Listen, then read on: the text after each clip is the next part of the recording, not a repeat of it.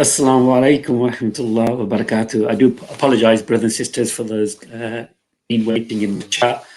First of all, I'd like to thank Allah subhanahu wa ta'ala for giving us this opportunity to meet again. And then, of course, I'd like to thank the people who constantly be here and watch our streams. I really appreciate your support and your views. There's so many people in the chat already. MashaAllah, it's great to see. There's quite a few non-Muslims in the chat, so it's also nice to have you here. And of course, I've got a bit of a rusty voice, so I do apologize for that. I hope my audio is good.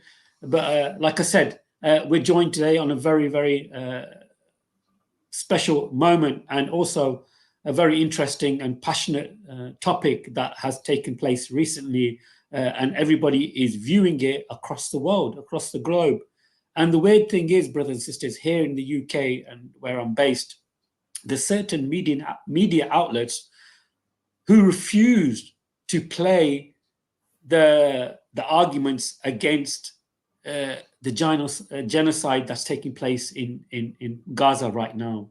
There's many media platforms who did not play the arguments against Israel and the crimes that the IDF are playing out in real time right now. But they played the second part of the Israeli side of their counter arguments, which were very weak and fragile, without no doubt. But nevertheless, I'm joined again. With me is Brother Adnan from Kuwait, who recently just come back from making Umrah, mashallah, on a road trip. Mashallah, Brother Adnan, thank you for joining me. Jazakallah khair, Sheikh. May Allah protect you, alhamdulillah. And may Allah bless our Sheikh Yusuf. Jazakallah khair. Thank you, Brother Adnan.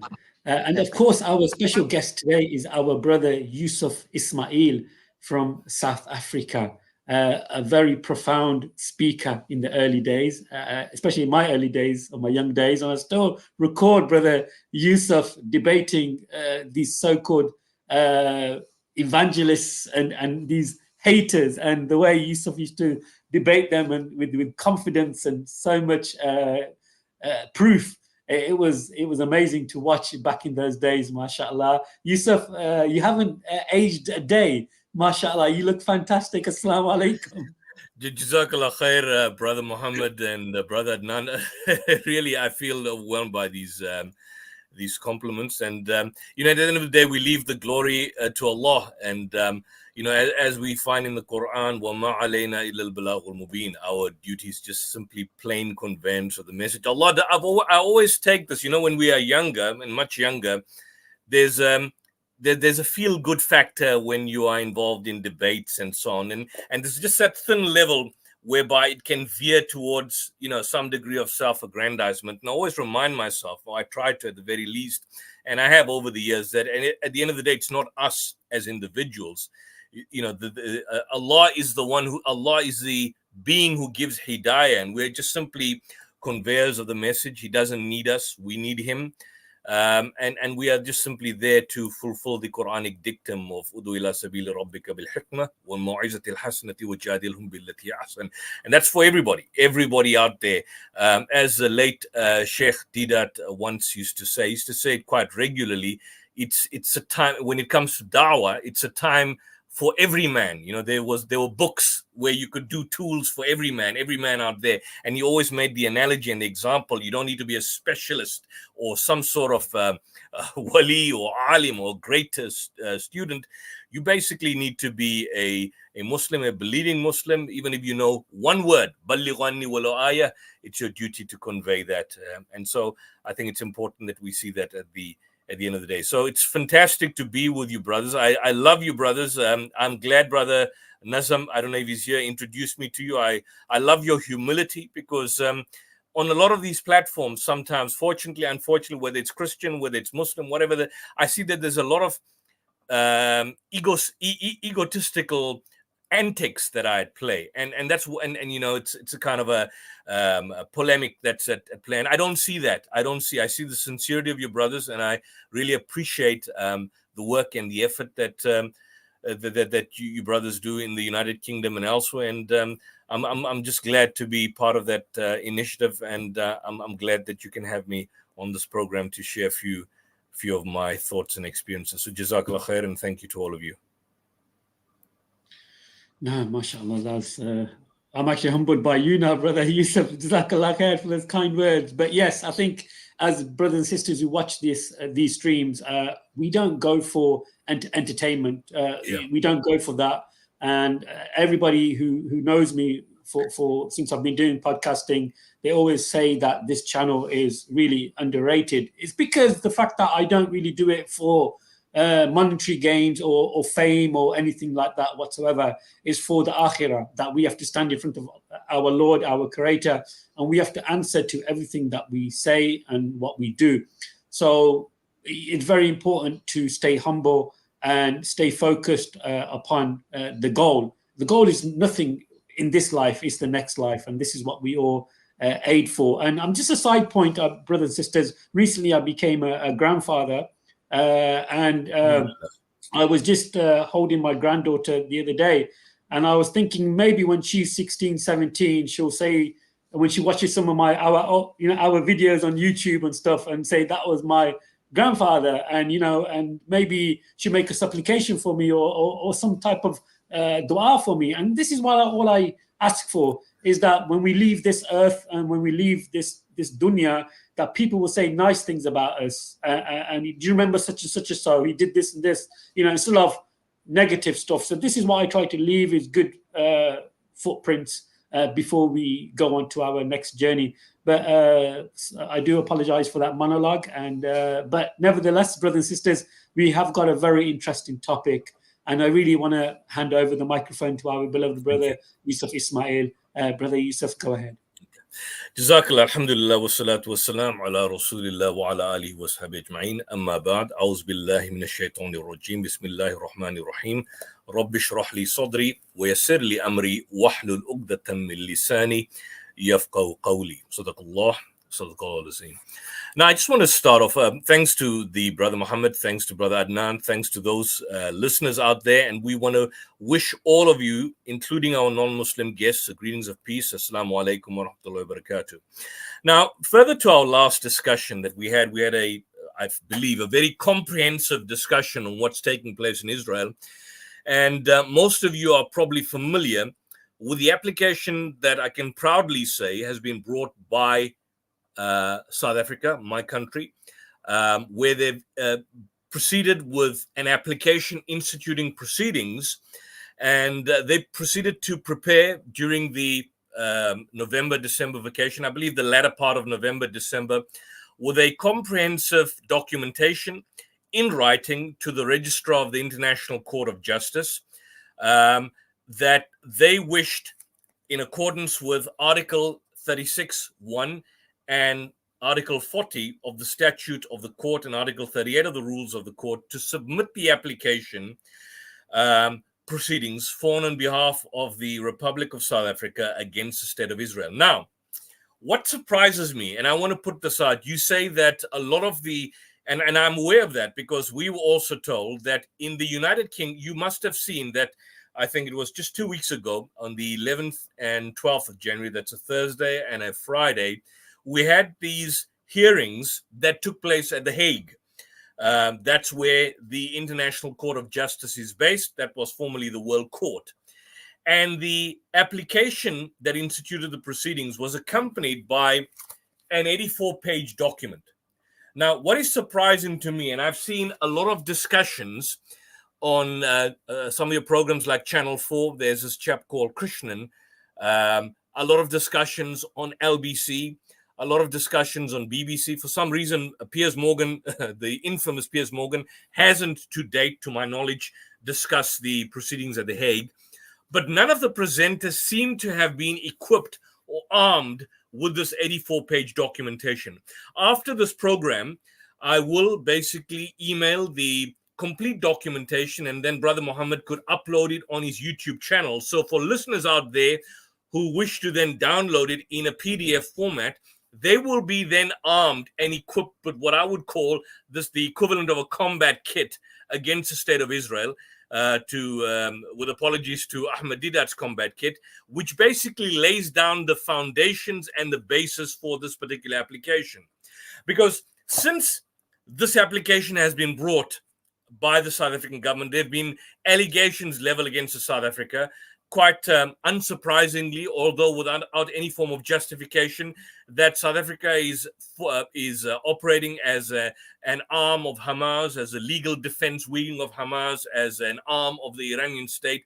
All of that total bogus, and no justification whatsoever. But the reason why these allegations are being made is because of the fact that the substance and the content of this documentation cannot be effectively dealt with.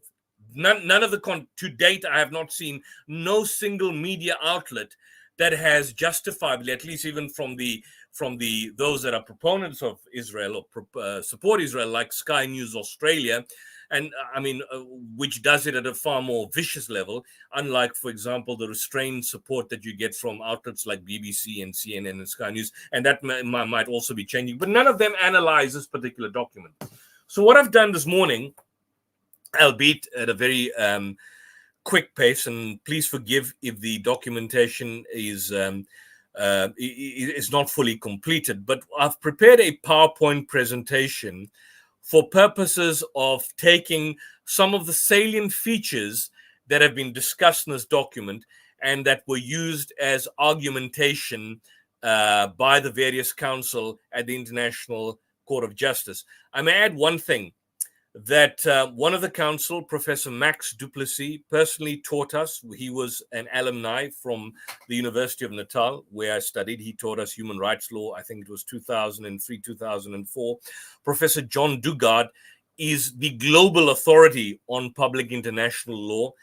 He's probably close to his 80s. He was the elderly gentleman, the oldest of the council that were arguing the case, and his textbook on international law is a standard textbook for all of us in South Africa, and indeed for a large number of jurists and academics in different parts of the world. And I wouldn't be surprised that a lot of the judges and presiding judicial officers at the International Court of Justice would have studied John Dugard.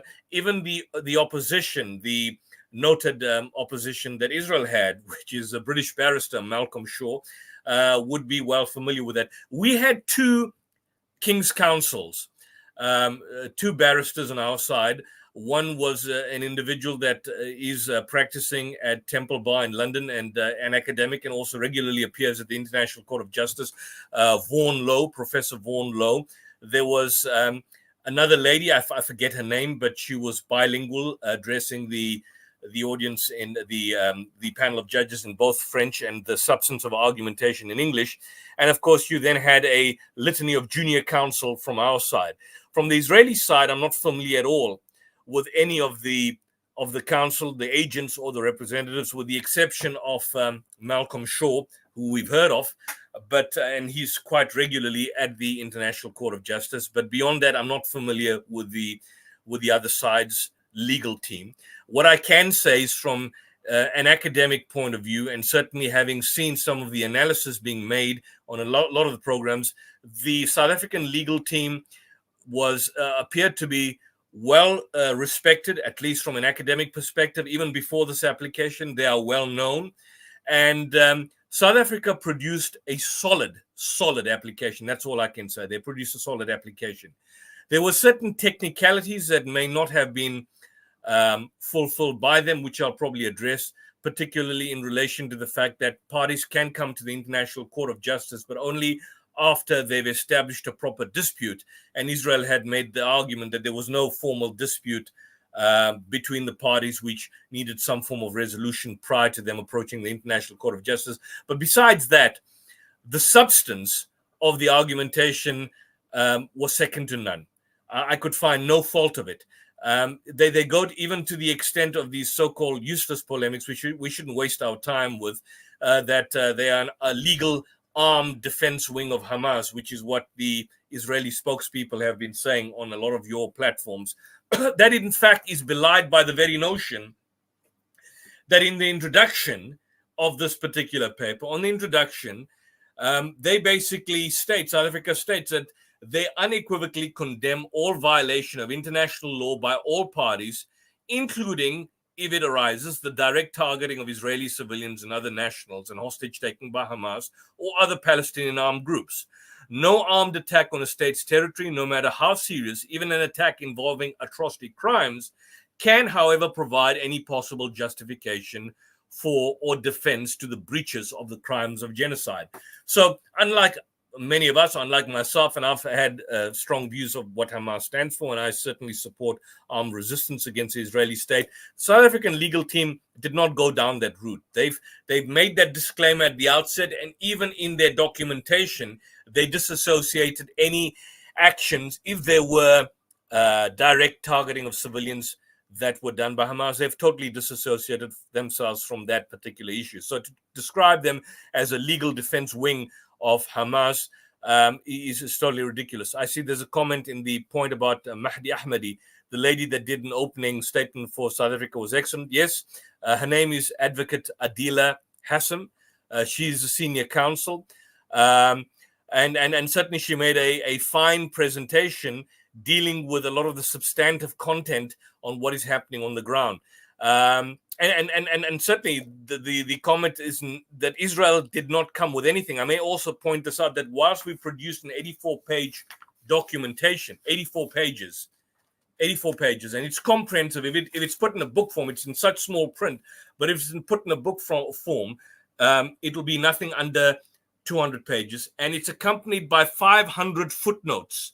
So there's an 84-page documentation accompanied by 500 footnotes, and they don't rely on footnotes from just simply newspapers or reports from Reuters or Associated Press, which is what the Counsel for Israel, Malcolm Shaw, attempted to suggest when he was looking. They footnote directly from UN sources, from human rights sources, from the looking at the various legislation, looking at the General Assembly reports of the special rapporteurs on the situation of human rights in the Palestinian territories, in the occupied territories. They go into detail with it. So, Brother Muhammad, if we can open my PowerPoint, and then we could go through some of the issues, then if we could probably just expand the PowerPoint and just make it slightly bigger. Yeah, that'll be fine. If you can make it bigger, even bigger, that's fine. But I think for the time being, it'll suffice. So this is what we're going to deal with: the Gaza genocide and the ICJ. If you go to the second slide, firstly, I discuss what is the International Court of Justice. The International Court of Justice, also formerly called the World Court, was one of the 6 principal organs of the United Nations. And it essentially settles disputes between states in accordance with international law and gives advisory opinions on international legal issues. The International Court of Justice is distinct, I may add, from the International Criminal Court, because at the ICJ, particularly if you have had a look at the discussion that was done by Israel, or the response, which was not reduced by writing, it was just simply an oral presentation. There was no written response by Israel. They never produced anything to date. None of it is being done to writing. They raised the issue about Hamas. Now, Hamas could not be tried, and people are asking the question about Hamas. Hamas cannot be tried at the International Court of Justice because, number one, from a technical point of view, they are a non-state actor, meaning they are not subjected to be bound to the rules and regulations of the International Court of Justice. They're not a signed signatory like the State of Israel or the South African government for that particular matter. So South Africa and the State of Israel has tied itself up. So, when I hear, for example, Elon Levi, this boy that basically is being interviewed by a chap called Krishnan with mild questions on the ICJ about what will Israel do if, for example, the ICJ makes an interim finding, not a final finding, but an interim finding, that there needs to be a ceasefire because of the fact that a number of the actions that are being committed could possibly fall within the definition of being considered genocidal in nature. What was his response to that? He says he doesn't want to contemplate a world of absurd hypotheticals. What rubbish is that? A world of absurd hypotheticals when the vast majority of international lawyers and experts, like, for example, Professor Francis Boyle, who was one of the first individuals that brought his case to the International Court of Justice a decade and a half ago, a lot of these legal experts out there are saying that in all likelihood, the ICJ may possibly rule against Israel at the interim level, and in particular pertaining to the fact that it would recommend and demand a ceasefire. What's Israel going to do in such a situation? So they have no answer in relation to that, and they haven't answered pertaining to that. So coming to the point is just to get the disclaimer, Hamas is not a party to this. Number one, if you want to take up Hamas on war crimes, then essentially go to the International Criminal Court, which is a separate forum. But that cannot be dealt with at the International Court of Justice. International Court of Justice is something which is adjudicating general disputes between countries and signatories with its rulings, forming the basis of international law. And just to give a kind of a brief history, the ICJ does in fact go a long time ago. It was a successor to the Permanent Court of International Justice, which was established in 1920. And after the Second World War, the League and the Permanent Court of International Justice were replaced by the United Nations and what is now known as the ICJ at this particular juncture.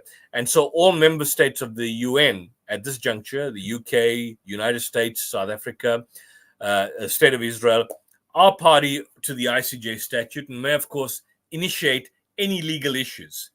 And of course, advisory proceedings may only be submitted by certain UN organs and states. So South Africa thought this application well before they proceeded, and certainly they grounded it on proper terms.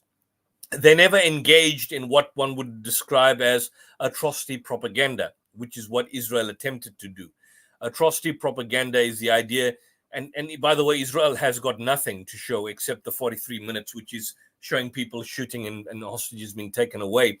But beyond that, South Africa could have gone to town with the kind of atrocities being shown in real time and before our very eyes. And that could have been would have been acceptable. But they never went that particular route. They took a far more restrained route, a far more nuanced route, where they just simply dealt with the key legal issues, the facts on the ground, and the substance of their particular application.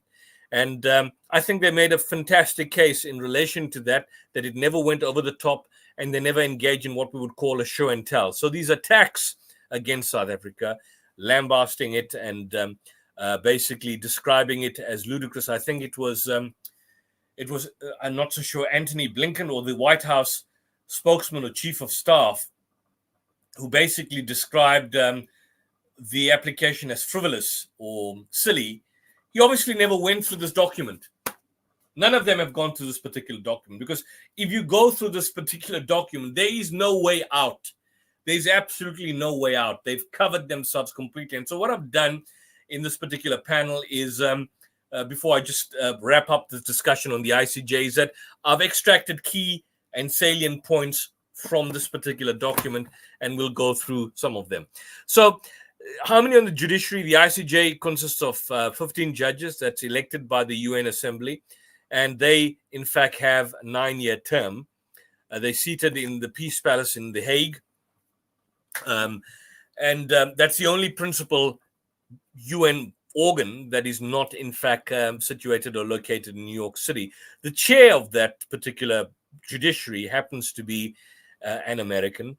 And certainly, if you look at the final arbiter and the final decision that are being made, or the decisions going either way, in fact, eventually to decide whether genocide has been committed or not, will be done by the members of the judiciary. Whether they will basically find Israel guilty of genocide or not, well, I mean, there are 15 judges. You're looking at the United States, who's the chair. You're looking at the United Kingdom. You're looking at Russia and China, who in the long term may elect not to vote because there are allegations against them. You're looking at countries like, for example, Uganda, that have been pro-Israel for a number of years.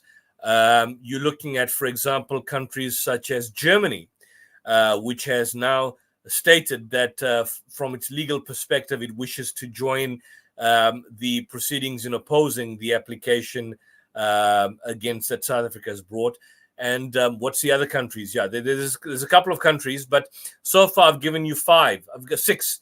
I've given you 6 countries that that may possibly veer in favor of Israel. That's the United States, your country, the United Kingdom.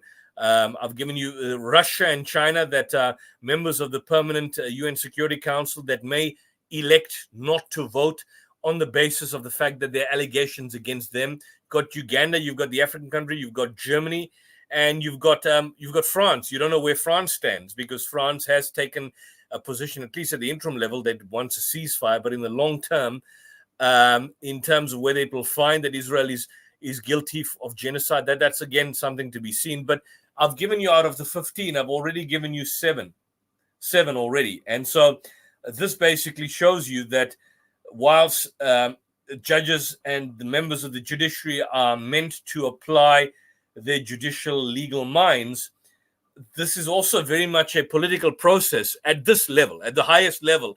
It's very much a political process. And at the end of the day, let's assume you've got an order of ceasefire. How does one implement it? What if Israel states, well, look, we can't follow this, we can't follow through? What then happens? Certainly it'll be isolated. What will happen to the United States and the UK? Will they follow suit? Will they then also choose to disobey and not agree with the findings of the International Court of Justice if there's an interim ruling in favor against Israel? What happens to the members of the European Union or the members of the European Commission that are also signatories of the ICJ? What happens then? So as much as Israel is on trial, in inverted commas, the ICJ is on trial, because the ICJ is working a tightrope. And I think I very much hope that the judges, in fact, end up reading this document, because what you saw presented in the documentation by the South African team was just simply a summary of some of the key salient features on this. This goes into far more comprehensive detail, and I only hope and pray that the judges read this. But whilst and we can only hope that justice prevails and stands at the end of the day. I don't believe that Israel has any case, and they made a poor performance, and this can be seen by a lot of the analysts that have been looking at and assessing this particular matter globally. I've even seen the discussion between Judge Andrew Napolitano and Professor Jeffrey Sachs, who was at Cambodia, the famous writer of the book The End of Poverty, and they clearly made a point that Israel did not provide anything of substance. There was nothing, and it went back. I think we had our discussion before this particular hearing, the first discussion that you, brother, myself, Brother Muhammad, and one of the other brothers had. I think Brother Adnan was there about a week or two before this particular hearing. And the points that we raised in terms of the defense that Israel normally states, human shields, they either deny it and or they basically state that there's a mistake. And these were the 3 points when it came to the substance of the actual inquiry pertaining to the atrocities and the massacres that we are seeing in real time. Those are the points that they raise. So they can't move outside this 3-legged tool. There was nothing unique made. And of course, they raised the issue about October 7th, which was not the issue, because October 7th was not the point. Hamas was not the particular focal point.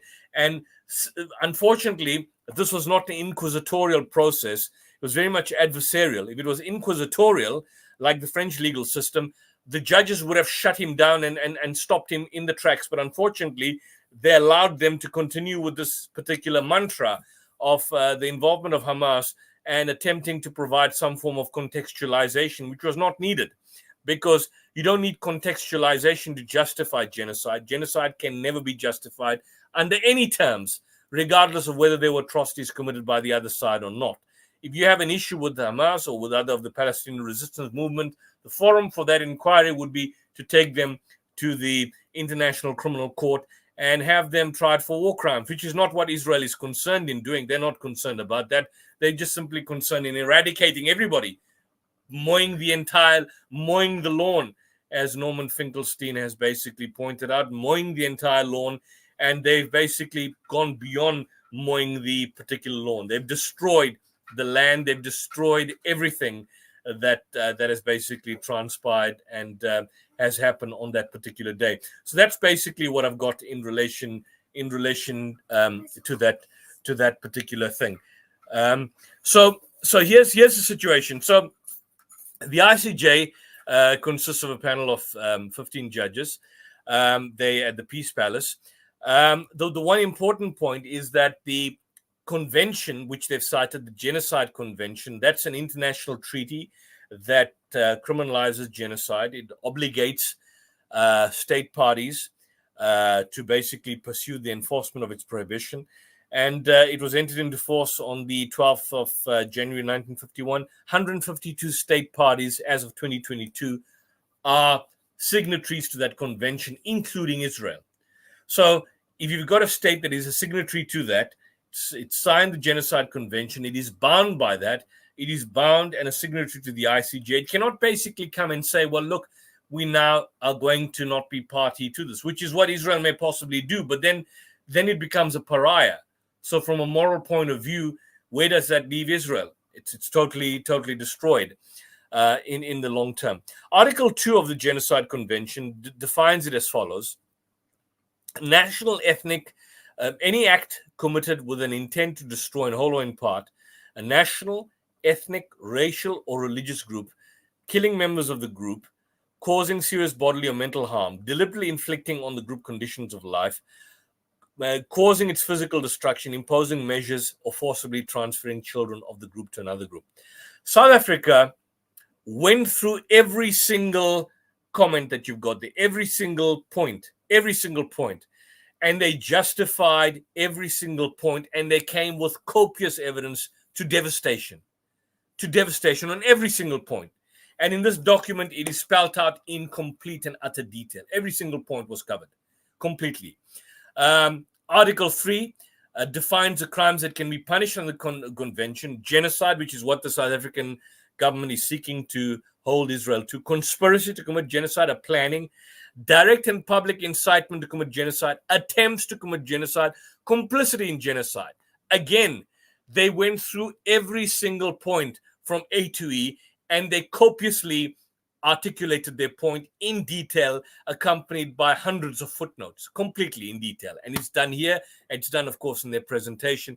Israel had absolutely no response to that, no response. Of course, you would see the response by, I think, one of the ladies and Professor Malcolm Shaw. Malcolm Shaw attempted to raise issues of the jurisdiction.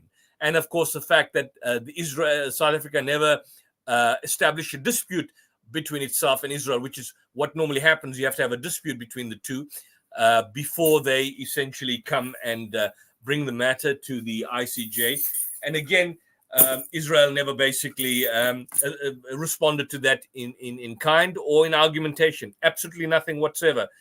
And so that's where we stand at that particular. So now, what are South Africans' submissions at the ICJ? For those who have never read the document or have never seen the particular footage, I urge you to go. I will also send you a link which can be uploaded then on the brother Muhammad's channel. He'll probably put up the link once this is fully downloaded on YouTube, with the application as well as a link to the complete arguments that have been made by South Africa. But essentially what South Africa is alleging, and this is borne out in its application, is that Israel is committing genocide against the Palestinians in the Gaza Strip in violation of the Genocide Convention.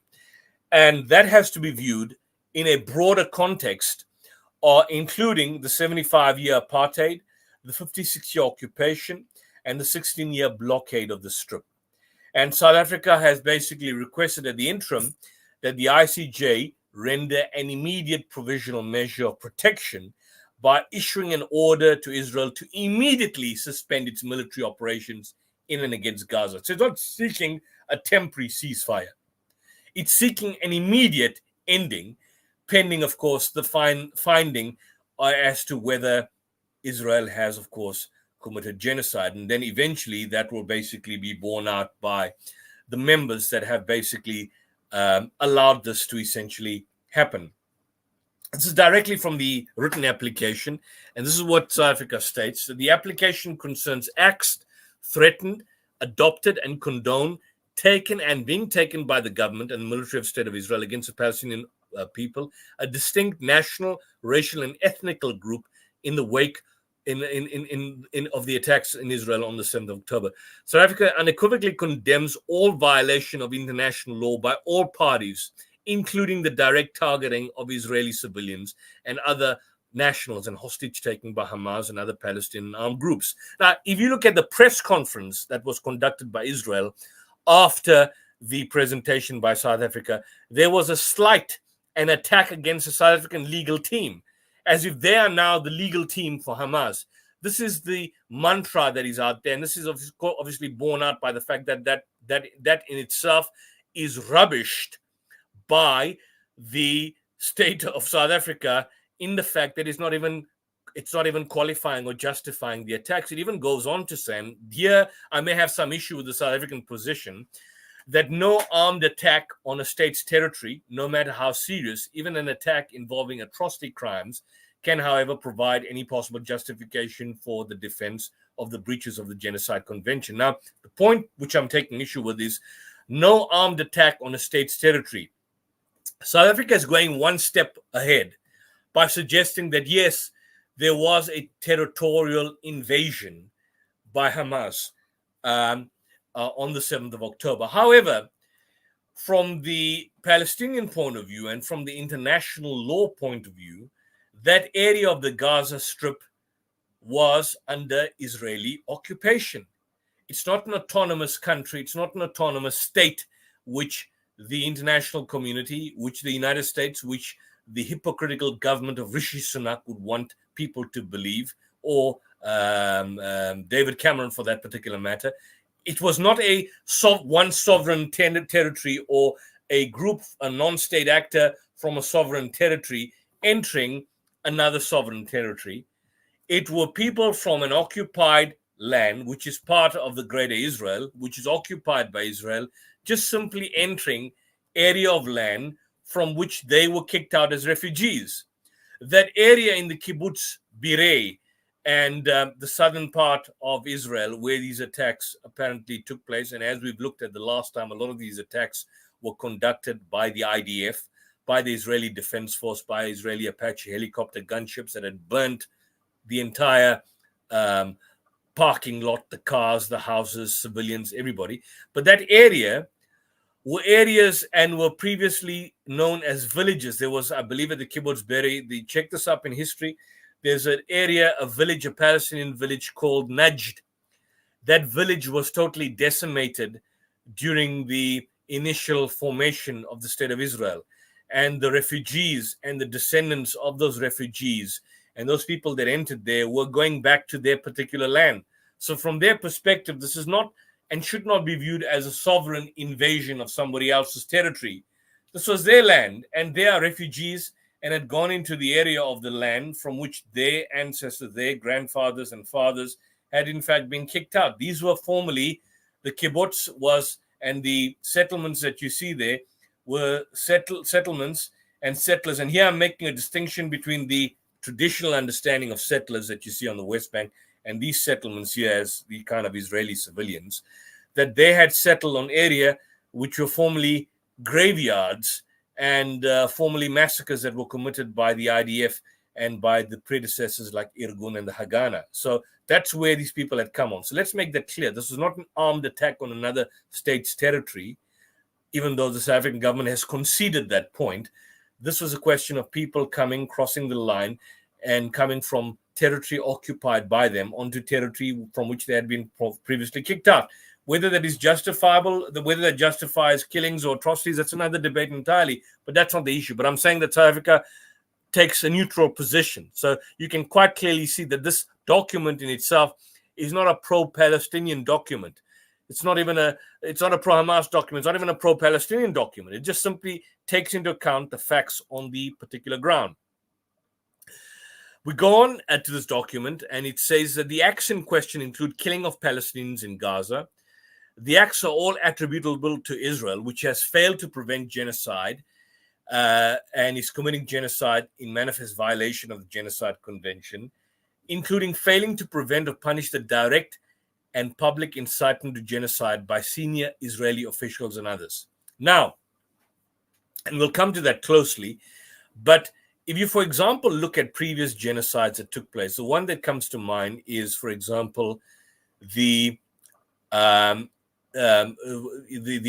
I studied some years back when I was doing international law, studying international law, particularly at master's level. We studied two tribunals, which was forerunner to the International Court of Justice. One was the International Criminal Tribunal for Rwanda, which charged individuals that were involved in the Rwandan genocide. The other was the International Criminal Tribunal for the former Yugoslavia.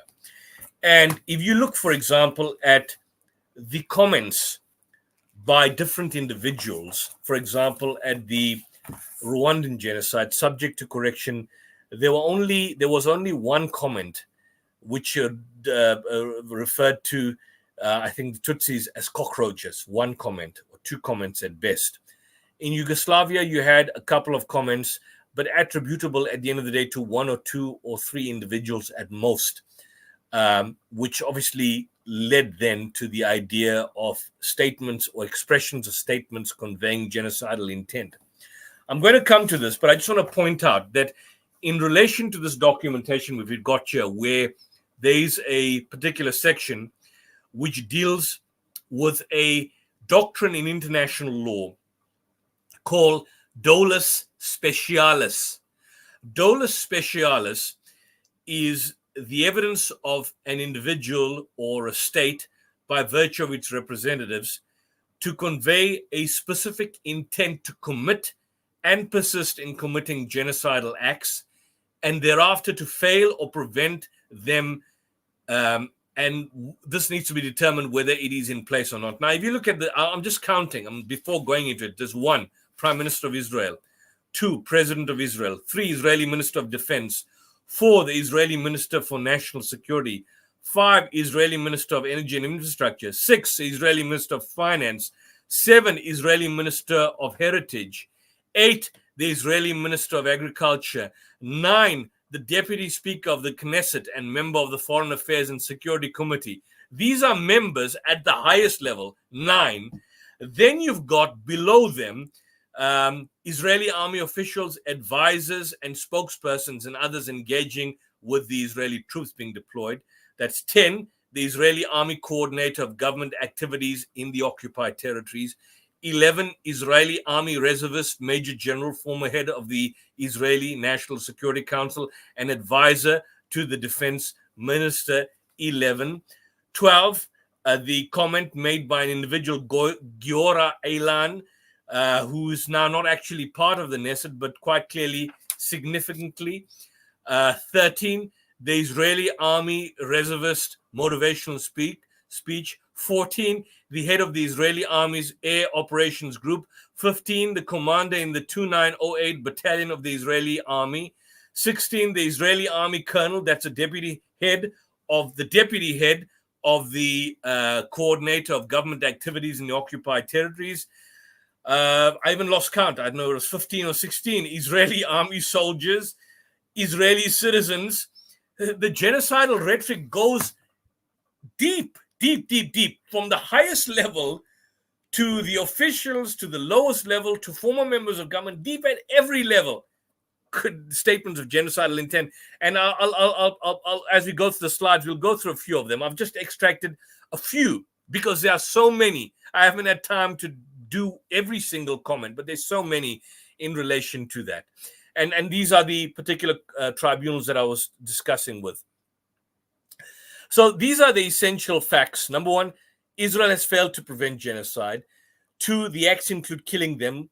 And 3, repeated statements by Israeli state representatives at the highest level to express genocidal intent. So if you leave aside the statements made by the Israeli state representatives, including the Prime Minister, the President, and the Minister of Defense, to express genocidal, even if you leave that out for the sake of argument, by inference, by the actions that you see on ground, you can still prove genocide and genocidal intent by virtue of inference. Because when someone is convicted of murder, the individual is convicted of murder. That is convicted of murder in most of our courts that we see, doesn't go and pronounce and proclaim, I have committed murder, or I have killed someone, or more often than not, he raises a self-defense. No one, I deal with criminal law every day of my life, every day. I deal with rape, robbery, murder, of the most gruesome types in the rural communities of South Africa, which do not even make any international or national headlines. That's how gruesome you see some of these killings. And in all these killings that you see, a lot of them are tavern killings, a lot of them are in the shebeens, a lot of them are from poor people. None of them make the point that they have the direct intention to kill. It's always self-defense. They made a mistake. They were fighting with someone else. And this is exactly the point that Israel has been making. So the fact that you raise self-defense, the fact that you raise there's a mistake, the fact that you raise human shields, all of that has to be interrogated. But it seems to me that when a state somehow or the other says that, as opposed to an individual, somehow we are allowed to believe a state. This is basically what, in Orwellian or Huxleyan terms, you could call the kind of big brother. Just like I don't want to shut down your channel by talking about COVID, but during COVID, we made a lot of comments about what was happening, and YouTube just simply shut us down because we accepted whatever the state told us. And unfortunately, you see the same thing here with the Israeli state. And by and large, mainstream governments like the United Kingdom and the United States and the so-called mainstream propagandist media, corporate media, has simply channeled that. Although they're becoming more restrained, because I see some form of restraint on the part of BBC. Today, I was seeing a news clip from CNN, which would have been unheard of 10 years ago or 20 years ago, where CNN, and you can check this clip, is talking about where they're embedded CNN reporters that were embedded with the Israeli Defense Force. And they are now recollecting that there have been 6 major cemeteries in Gaza that were bulldozed and where the bodies were dug up and left to rot. These reporters are now speaking up. That just check the news article on CNN. See the clip. Israel basically decimates and destroys Palestinian graveyards. These are embedded CNN journalists that are with the Israeli Defense Force. They are now speaking out against what the Israeli Defense Force is doing. They are totally mutilating these dead bodies in their graves.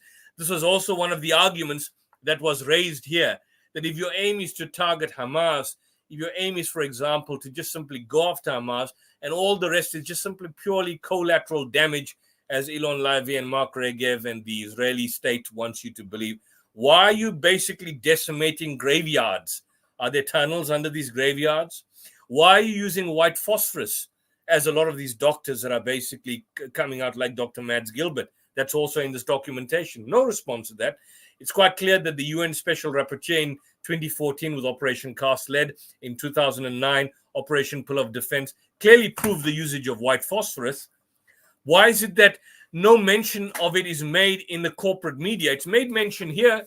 This documentation, it's a legal document. It makes mention of the use of white phosphorus, not in Operation Cast Lead or in Operation Pillar of Defense in 2009 and 2014. Now, in this conflict, using white phosphorus. And I've seen some of the gruesome pictures of white phosphorus.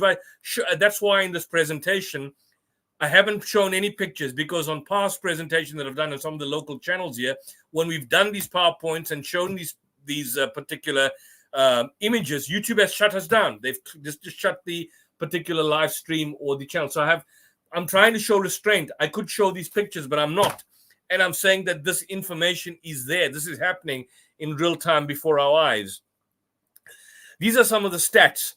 At the time of the application, this is about 2 weeks or 2 weeks ago. Now, from listening to Dr. Mustafa Barghouti from the Palestinian National Initiative, he puts a figure at 30,000. Some are saying it's a high figure. Some are saying it's 25,000. Whatever the case is, it's beyond 20,000 at this case. Even Israel, who has attacked the Gaza Ministry of Health, which is an independent body, but they say these are Hamas figures. Hamas is not running now the Gaza Ministry of Health. The Al-Qassam Brigades, which is a militant arm of Hamas, is not basically telling the Gaza Ministry of Health, look, basically, this is a figure you need to put out. They are not telling Medicine Sans Frontier, that's Doctors Without Borders, this is a figure you need to put out. They're not telling the UN agencies, these are the figures you need to put out. But this is a figure that is generally accepted. And even though the propagandists in the Israeli spokespeople are saying that these are Hamas figures, why is the state of Israel in its own news, in its own official statements, confirming that the statement of Palestinians killed are over 20,000? Although they're saying 8,000 are Hamas. And how do you make that determination that they're Hamas individuals that have been killed? So they're in fact accepting that. A lot of these news items in the United Kingdom, in Australia, in the US, are stating that these are Hamas figures, but they are putting out these figures themselves as figures that they accept. So at the time of this application, these were the figures in terms of the Palestinians killed. And the figures, I believe, may be higher. They also point out, and this is just a summary, but in this application, they go into detail of all the schools, all the universities, business places, worship of the cemeteries, cultural and archaeological sites, municipal and court buildings totally destroyed, all water, sanitation, electricity networks totally destroyed. So the application that the South African government seeks is the application calling, this is the immediate application, this is the order that it wants: halt all military attacks that constitute or give rise to violations of the Genocide Convention, pending the holding of such hearings, so as to enable any court order the court may make on the request for the indication of provisional measures to have its appropriate effect. To that end, the court should order Israel to cease killing and causing serious mental and bodily harm to Palestinian people in Gaza, to cease the deliberate infliction of conditions of life calculated to bring about their physical destruction as a group, and to prevent and punish direct and public incitement to genocide and rescind related policies and practices, including regarding the restriction on aid and the issue of evacuation directives, because it also deals with the fact that there's no place to go now. Because you remember, first, as I told you 2 weeks ago, and as we all heard, they were told to leave. This was a kind of a humanitarian passage that the people in the north of Gaza had to go. When they went down this humanitarian passage, they were bombed and they were attacked and there were strikes. They were then told to go to Khan Yunis. Khan Yunis was then attacked. They were then told to go to the south. The south was attacked. They are now at the Rafah border. And I just saw last week, Friday, I haven't had the time to see some of the latest reports. I haven't seen Al Jazeera today or yesterday, for that matter. I was caught up with a few things. But I saw on Friday that there were attacks on the Rafah border. So where on earth must these people go to? And this is a question they must ask. If your aim is to, as you say, you are so benevolent and so kind, and you're sending leaflets and making these so-called telephone calls to people, where are you moving? Where are you moving them? This is clearly ethnic cleansing and genocide in real time. And only a fool, that's why it frustrates me. And sometimes I have to switch it off when I listen to some of your reporters in your news channels. And we see all of them. Unfortunately, Gideon Levi made the point that if the Israeli citizens and civilians were to see, because 70% of them support what the Israeli government is doing. 70% of Israelis support the Israeli government, at least on the level of attacking Palestinians. They may have an issue with Netanyahu and local policy issues and so on. And of course, the steps that have taken in terms of getting the hostages back. But they support Israeli military attack against Palestinians. But Gideon Levi, who writes for the Haaretz, made the point that if Israeli civilians and citizens saw only half of what we in South Africa see, and I assume, at least if it's not banned in the United Kingdom, see Al Jazeera, RT Russia Today, or Press TV, or even, for example, on now BBC and Sky News, there would have long been a revolt in their own communities. At least a lot of the people that are there that would have had access to a lot of these particular, because of the gruesome nature, they don't get to see this. And that's a reality that we have on the particular ground. Now, this was one point that Israel, in fact, made, is that South Africa basically, and this was a technical point that they brought out, is that before South Africa approached the International Court of Justice, they are supposed to send a note verbale, and that's basically a notification that there's a dispute that we are raising with you, and having regard to the Genocide Convention, before you approach the court, you have to basically send a notification in layman's terms to Israel to say, look, this is a situation, there's a dispute. What do you say about this before you approach the ICJ? The Council for Israel raised this point that Israel, South Africa should have basically lodged a dispute and raised this dispute with Israel prior to proceeding to the ICJ. And because it has not done that, therefore, in a manner of speaking, the International Court of Justice has got no kind of jurisdiction to hear this matter at this early stage. It's like, for example, in an agreement between two parties or two brothers or sisters, whatever the case is, there is in that contract an arbitration clause. And before invoking the arbitration clause or the mediation clause, whereby the agreement allows for either mediation or an independent arbitrator, you go straight to court. That's basically what Israel is saying. Why didn't you do this before you go there? This is what their argument was, and a lot of their argument rests on that. Now, South Africa never had, and I don't know why, they never rebutted this or never presented a rebuttal to the argument, but in their document, which Israel would have had access to, they deal with this in detail. They mention this, that on the 30th of October, the South African, that's DIRCO, South African Department of International Relations, issued a statement on the international community to hold Israel accountable for international law.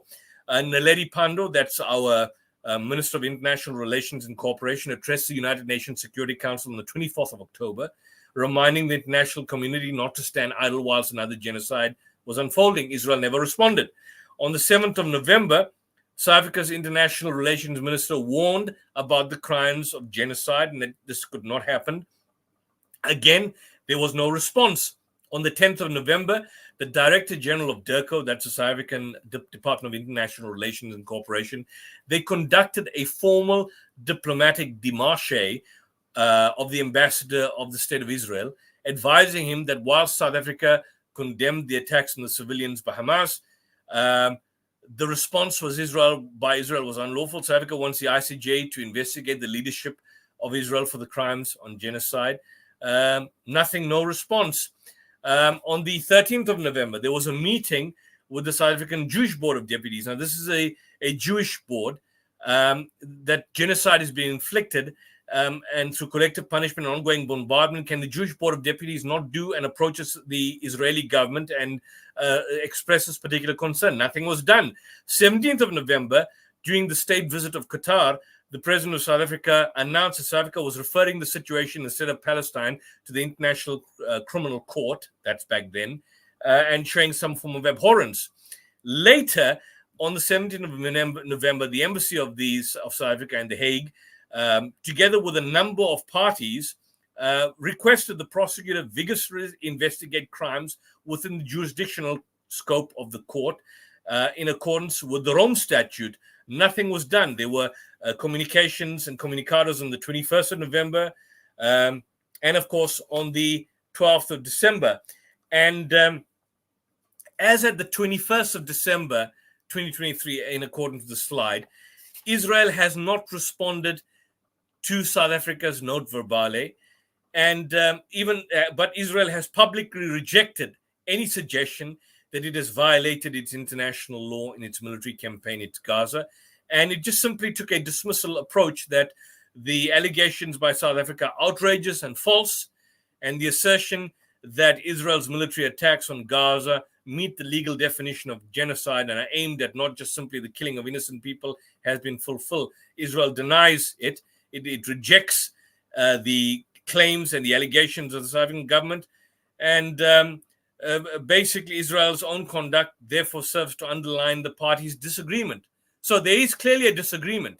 There's a number of communications, and Israel has communicated a disagreement. So there's plainly a dispute between Israel and South Africa relating to the application of the Genocide Convention, more particularly that South Africa has, in fact, pursuant to the articles of 36.1 and of the court statutes and Article 9 of the Genocide Convention, the court has jurisdiction to hear this particular dispute by virtue of the fact that there's clearly a dispute now. Israel has taken a position that they've dismissed everything South Africa has stated.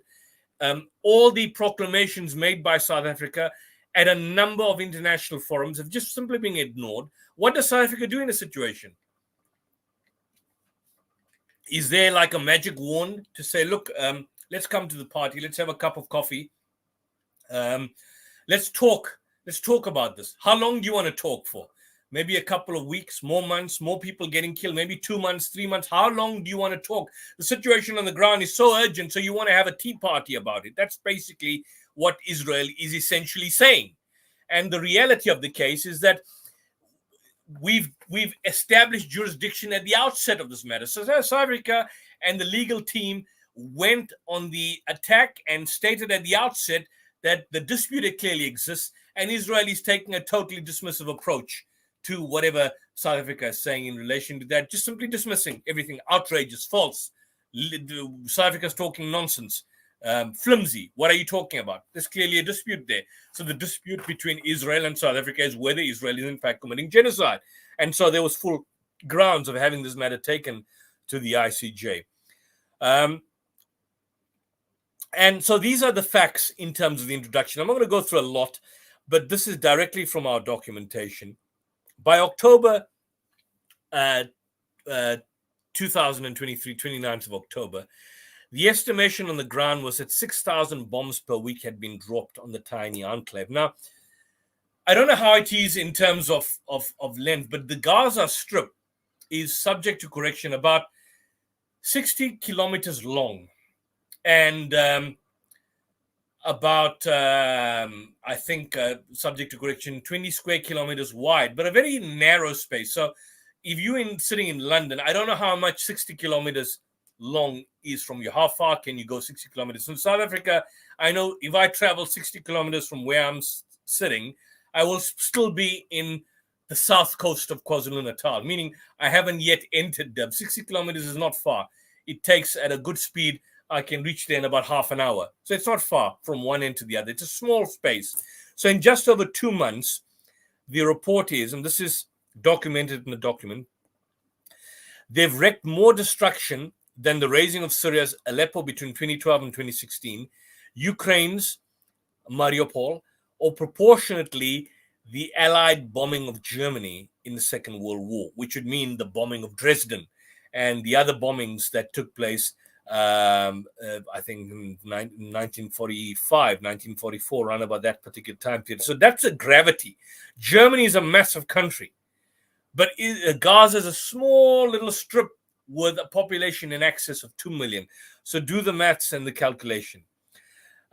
These were the figures that were given between September, because South Africa doesn't just go into what goes on now, but it documents from September 2000 right up until particularly now, that in terms of deliberate targeting, up until the 7th of October, there were 7,569 Palestinians that were basically killed.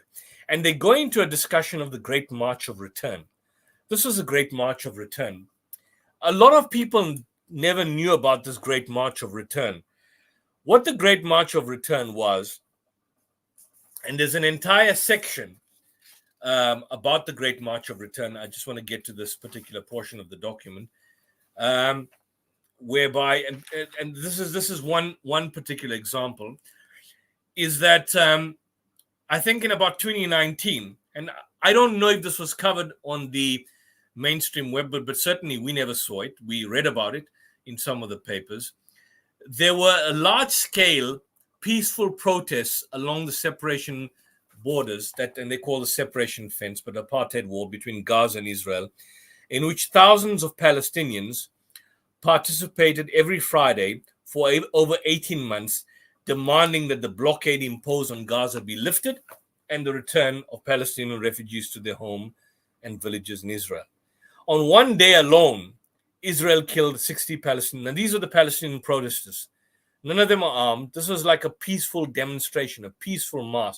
You can see the press, you can see medics, you can see disabled people. And they cite this documentation that I've got here, cites an independent commission of inquiry that was conducted. And basically, there was the Human Rights Council report of the detailed findings of the Independent International Commission of Inquiry on the protests in the occupied Palestinian territory. That's an entire footnote. That is a footnote on its own, footnote 105. And then, of course, they unpack what happened there. During those weekly demonstrations, the Israeli security forces killed and gravely injured civilians who were neither participating directly in hostilities nor posing an imminent threat to life. Amongst those shot were children, paramedics, journalists, and persons with disabilities. Those killed by Israeli soldiers firing from behind included 3 medics and 2 journalists. A total of 36,100 Palestinians, including nearly 8,800 children, 108 were injured by Israel, including 4,903 people who were shot in the lower limbs. 156 of them had to have at least one limb amputated. Over 1,200 required specialized limb reconstruction treatment. The commission found that the maiming was not accidental. The rules of engagement adopted by Israeli permitted snipers to shoot at the legs of the major inciters. One Israeli soldier admitted that he shot 42 knees in one day. And again, that is documented by here. Here's the footnotes documenting that. It's not news reports. The commission believed and found that there were reasonable grounds to believe that Israeli snipers intentionally shot children, knowing them to be children, and they also intentionally shot health workers and journalists, despite seeing that they were clearly marked as such. And not only that, even shooting press. Can you see the press there? There's press in the picture, in the imagery.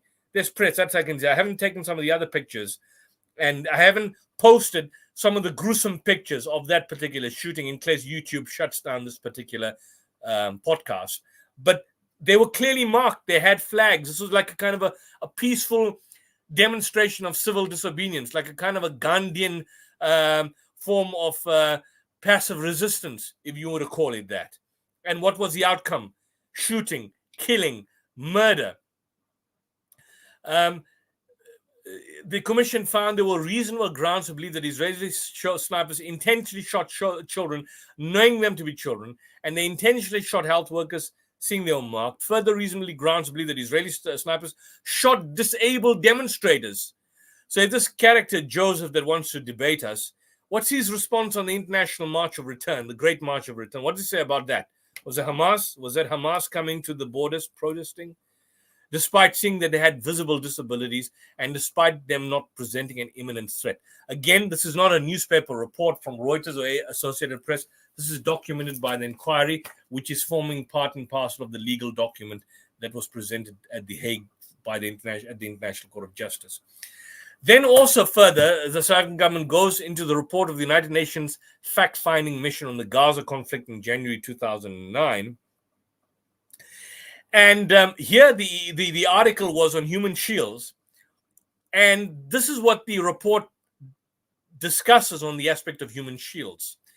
They state that the mission did not find any evidence to support the allegations that hospital facilities were used by the Gaza authorities or by the Palestinian armed groups to shield military activities, or that ambulances were used to transport combatants or for other military purposes. On the basis of its own investigation and statement of the United Nations officials, the mission excludes that Palestinian armed groups engage in combat activities from United Nations facilities that were used as shelters during the military operations. But that is exactly the argument that these swines are using against the Gazans today in this conflict. So why are they killing UN officials and UN facilities and UN schools and hospitals? Because they are basically being used as human shields. And what's the basis for that? Well, they've done it in the past. They've done it in Operation Cast Lead. They've done it in Operation Pillar of Defense. But when you look at the actual fact-finding mission conducted by the United Nations, there was no evidence to support that. This was a fact-finding, and again, it is deeply footnoted. And the footnote for this, if you click on the footnote, that in itself opens up 100-page documentation. I mean, the footnotes themselves open up thousands of pages of documentation. So it's solid material that we're relying on. But what the mission did do, the same mission, 2009, they investigated 4 incidents in which Israeli armed forces coerced Palestinian civilian men at gunpoint to take part in house searches during the military operations, meaning they pointed them at gun, these Palestinians, and they're taking them now in the front. You've got a gun and you're commanding him to go to a house during a military operation. What is that? What on earth is that? The mission concludes that this practice amounts to the use of Palestinian civilians as human shields and is therefore prohibited by international humanitarian law. But who was using the Palestinians as human shields? Who? I want to ask the Zionists who may be listening, or the Christians out there, who was using the Palestinian civilians as human shields? Who? The IDF. The Palestinian men used as human shields were questioned under threat of death or injury to extract information about Hamas, Palestinian combatants, and tunnels. This constitutes a further violation of international humanitarian law. So it's the irony of the irony, as what's the lady's name, formerly from RT, that Israel is the only nation state, or Bassam Youssef states that Israel is like an abusive spouse, a psychopathic and narcissistic abusive spouse. It F's up its spouse at every, your wife at every particular interval, yet it again claims to be the victim. It's like a rapist or a rapist basically claiming that no, the rape victim was harming him. How can you blame us? Look at what the rape victim did. This is basically what Israel is. Israel acts like a rapist. Israel acts like an abusive spouse. And the irony of the situation is that it inevitably always plays the victim. So in actual fact, it accuses Hamas of using Palestinians as human shields when Israel uses Palestinians as human shields. It accuses Hamas of engaging in war crimes when Israel is engaging in war crimes. It accuses Hamas of having no care for Palestinian civilians and putting them out in the front of conflict and claiming that they are killed in the crossfire, when Israel was doing the very same thing during its military operations in 2009, in 2012, in 2014. And all of that is documented. So this, I don't have time to go because we're limited. This is in 2009. This document which I have here, which you brothers will be able to read, and the viewers and listeners, I urge you to print it out, study it. If you go to Speaker's Corner, I wish I was there one day with some of you, read it out in Speaker's Corner. Let these thugs and the Zionist propagandists confront them with the material, use this as your weapon, and expose the kind of falsehood that you see out there. It goes into different discussions, this particular document. It went on to say this particular situation, in addition to arbitrary deprivation of liberty and violation of due process, the cases of the detained Palestinian civilians, this was in the past, highlight a common thread of the interaction between Israeli soldiers and Palestinian civilians, which also emerged clearly in many cases. Continuous and systematic abuse, outrages on personal dignity, humiliating and degrading treatment contrary to fundamental principles of international humanitarian law and human rights law. The mission concludes that this treatment constitutes the infliction of a collective penalty on these civilians and amounts to measures of intimidation and terror. By who? It's speaking about the state of Israel. So this is not a Muslim YouTube channel. This is not Press TV. This is not Al Jazeera. This is not basically some of these biased so-called Muslim YouTube channels. This is an independent body that basically described Israel as a terrorist entity, as a terrorist outfit, something which Piers Morgan and some of these other characters refuse. Is Hamas, do you condemn Hamas for terrorism? Well, way back in 2009, Israel was described as a terrorist state by this UN body, by the Human Rights Council, by the UN report of the detailed findings of the independent international commission of inquiry on the protests in the occupied Palestinian territories, which includes Gaza. Gaza is still occupied territory. And in conclusion on that point, we'll try and skip. In assessing the Israeli strikes against the Legislative Council, the mission first of all notes that Hamas is an organization with a distinct political, military, and social welfare component. Since 2009, the mission rejects the analysis of present and former senior Israeli officials that because of the alleged nature of the Hamas government in Gaza, the distinction between civilian and military parts of the government infrastructure is no longer relevant in relation to Israel's conflict with Hamas. You see, because that's the argument being made, that they're targeting Hamas. Back in 2009, in 2012, in 2014, that distinction that you claim is no longer relevant is totally rubbished by this report, by this particular commission. And there were separate commissions of inquiries that viewed. The mission is of the view that this is a dangerous argument that should be vigorously rejected as incompatible with the cardinal principles of distinction. International humanitarian law prohibits attacks against targets that do not make an effective contribution to military action. Attacks that are not directed against military or dual-use objectives are violations of the laws of war, no matter how promising the attacker considers them from a strategic or political point of view.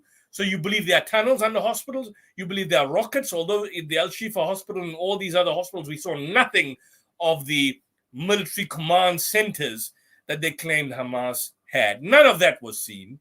Yet, even if it was there, even if there was a dual role, this still violates the laws of war. You cannot say, even if there's one Hamas member, and this is not even the argument being made, that we are always on the back foot, even for the sake of argument, there's one Hamas member. Israel's got no right to bomb a single refugee camp. So you find, for example, in the Jabalia refugee camp, they claimed at the end there was one Hamas commander. So they blew up the entire camp. So they killed about 50 to 100 people, one strike, 100 people to get one Hamas commander. Was that a mistake?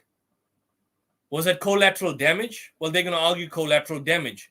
They're going to argue that it's a mistake maybe to kill the civilians. They were not the target. But then what about Christmas Eve? Because on Christmas Eve, they made the argument that one of the attacks, and I think I played that we discussed it in the last discussion, one of the refugee camps that was attacked was a mistake. And when questioned and pressed further why it was a mistake, they said, well, we thought there were Hamas members there, but there were no Hamas members. So it was a mistake, and these mistakes are made in war. So if that was a mistake, then are all the other 24,000 killings where you targeted Hamas allegedly, were they not mistakes? And if they were not mistakes, are you saying that they were deliberate targets? But can you see how circular this whole argument is and how this whole reasoning is?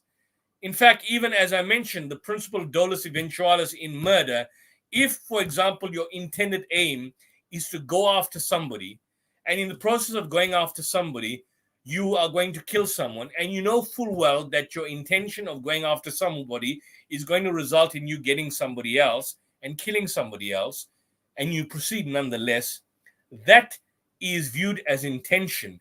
That intention is viewed as dolus eventualis. And in terms of criminal law, you can be convicted of murder. So if you apply that argument tenfold, not from the individualistic level, but tenfold in relation to Israel, what does that make Israel? A mass murder of 25,000 people, civilians, men, women, children, babies.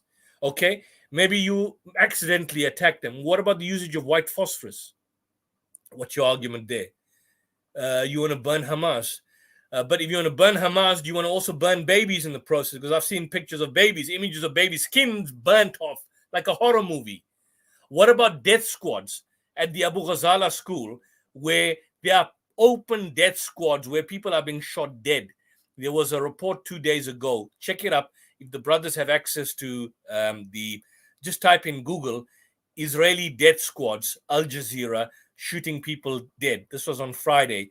Bullet wounds, so they were shot dead. They were not burnt, accidental strikes. The men were taken out from these flats where they were sitting as refugees. They were kept aside from the women, and they were shot dead in front of their wives and children, shot dead, point blank, and their bodies were left there. This is not what Hamas did. This is what Israel did. the Israeli Defense Force. Nobody's talking about this. Why? Why is it that the journalists on Sky News are so restrained, so respectful, so politeful when they're speaking? Why is this never raised? And this is another example which I mentioned. This is also in our documentation. Taking into account, this is a direct quote, the weapons used, and in particular the use of white phosphorus in and around a hospital that the Israeli armed forces knew was not only dealing with the scores of injured and wounded, but also giving shelter to several hundred civilians. The mission finds directly, based on all the information, that in directly striking the hospital and the ambulance depot, the Israeli armed forces in these circumstances violated Article 18 of the 4th Geneva Convention and violated customary international law in relation to proportionality. This was in 2009. 2009, where about, I think, 2,000, only 2,000, we're saying only 2,000 is bad enough, were killed. 2009. Imagine what the situation is in 2023. So this is the introductory element of the application in terms, and that's why I'm saying it's a meticulously prepared, thought out document. I'm not even doing any justice to it because I'm leaving out so much more, and I'm just simply taking some of the cursory issues out there. And in conclusion on the on that, the Gaza military operatives, according to the Israeli government, thoroughly and extensively planned. While the Israeli government has sought to portray its operation as essentially a response to the rocket attacks in the exercise of its right to self-defense, the mission considers the plan to have been directed, at least in part, at a different target, the people of Gaza as a whole. It is in these circumstances the mission concludes that what occurred in just over 3 weeks at the end of 2008 and the beginning of 2009 was a deliberate, disproportionate attack designed to punish, humiliate, and terrorize a civilian population, radically diminish its local economic capacity, both to work and to provide for itself, and to force upon it an ever-increasing sense of dependency and vulnerability. You can't make this up. You cannot make this up. Then there was a further report in 2015. I haven't gone into detail with that. A large number of targeted attacks against residential buildings. Military tactics at the bottom of the paragraph reflected a broader policy approved at least tacitly by decision makers at the highest levels of the government of Israel. Destruction of artillery fire, airstrikes, bulldozers may have adopted as a tactic of war. The concentration of destruction in localities close to the Green Line, in some areas amounting to 100%, and the systematic way in which these areas were flattened one after the other, however, raised concern that such extensive destruction was not required by a military imperative necessity. If confirmed, this would constitute a grave breach of Article 147 of the 4th Geneva Convention, which is a war crime. So this is the point, that there is a precedent laid down by the South African government in terms of what had happened. Look at the last paragraph. In the 2 months since the 7th of October, the number of journalists killed already, just journalists, people reporting on the war, exceeded that of the entirety of World War II. Now, think about it. Why would you target journalists? Were they collateral damage and they're not properly marked? Do you know you're going to kill them? What is the aim? What is the bigger aim in relation to that? This gets depressing over a particular period of time. And so these are the facts that the United Nations chiefs, the International Committee of Red Cross stated, called Gaza a crisis of humanity, a crisis of humanity. At this particular point in time, and these are some of the facts, Israel is said to be dropping dumb bombs. These are unguided bombs. And they have a lethal radius of up to 360 meters. That's a wide radius, 900 kilogram bombs. This weaponry that is being deployed in one of the most densely populated areas in the world, where approximately 1 in every 100 people have been killed. These are, again, some of the figures and facts that you have here in terms of the number of families. There's an acronym called Wounded Child, No Surviving Family. Numerous Palestinian families have lost generations, 70 members. I mean, imagine you losing 70 members of your family. I can't even count 70 members of my family. I can't even count.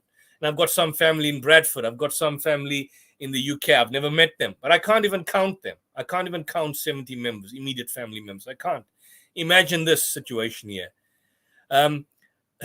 So this is a situation. 311 doctors, 103 journalists, 40 civil defense workers, 44 United Nations employees have been killed, the highest number of aid workers killed in UN history in such a short time. So when people talk about what's happening in Syria, what's happening in Yemen, and of course Sudan and some of these other areas, which is the refrain and the retort by those who want to move you away from Gaza. Certainly these are bad conflicts, and these are something that we need to be speaking out against, and of course showing a great degree of concern. For example, the Uyghurs in China, which we are speaking about. But nothing is coming close to what we are seeing here on this scale. Nothing, according to the international reports and independent commissions on the ground. Nothing coming close to this. Presently, in fact, I should correct this. It's not maximum level, minimum level. There's only one hospital right now functioning at minimum level. Minimum level. The reports right now, white phosphorus is being used in deeply populated areas.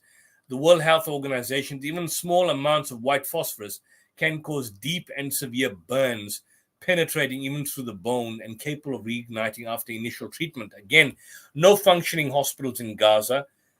People are waiting to die. Israel has destroyed. So, I mean, let's look at some of these facts. There's not a single school left in Gaza. Not a single school. There is no educational institute left in Gaza. There is one hospital barely functioning. All heritage sites have been destroyed. All heritage sites. I mean, you look at, for example, besides the refugee camps, the schools, the historic street, the Ibn Uthman Mosque. There are, for example, Israel has left the Gaza City's main public libraries in ruins. You look at, for example, leading Palestinian academics, the president of the Islamic University, Professor Sufyan Tai, dead. The award-winning physicist and UNESCO chairman of astronomy, astrophysics, and space sciences in Palestine, dead, killed with his family. Dr. Ahmed Hamdi Abu Absa, dean of the software engineering department of the University of Palestine, dead, reportedly shot dead by Israeli soldiers as he walked away, having been released from 3 days of enforced disappearance. Professor Muhammad Eid Shabir, professor of immunology and virology and former president of the Islamic University of Gaza, shot dead. Professor Rifat Al-Arir, poet and professor of comparative literature and creative writing at the Islamic University of Gaza, killed, both shot dead and murdered, both killed with their families and members of their families and killed by Israel. Al-Arir was a co-founder of We Are Not Numbers. And that's interesting because I think there was a Palestinian youth project which was used to tell stories, and there was a very telling tale by a boy, I think that was part of this particular project, which did a poetry, We Are Not Numbers, and he was caught reporting that poetry on Al Jazeera, and then within 2 days he was dead. It's like, if you were to write a fictional narrative, Marwan Bishara, who's a regular interviewer on Al Jazeera, made the point that if you were to write a book and send it to one of these major publishing houses like Penguin or Pelican or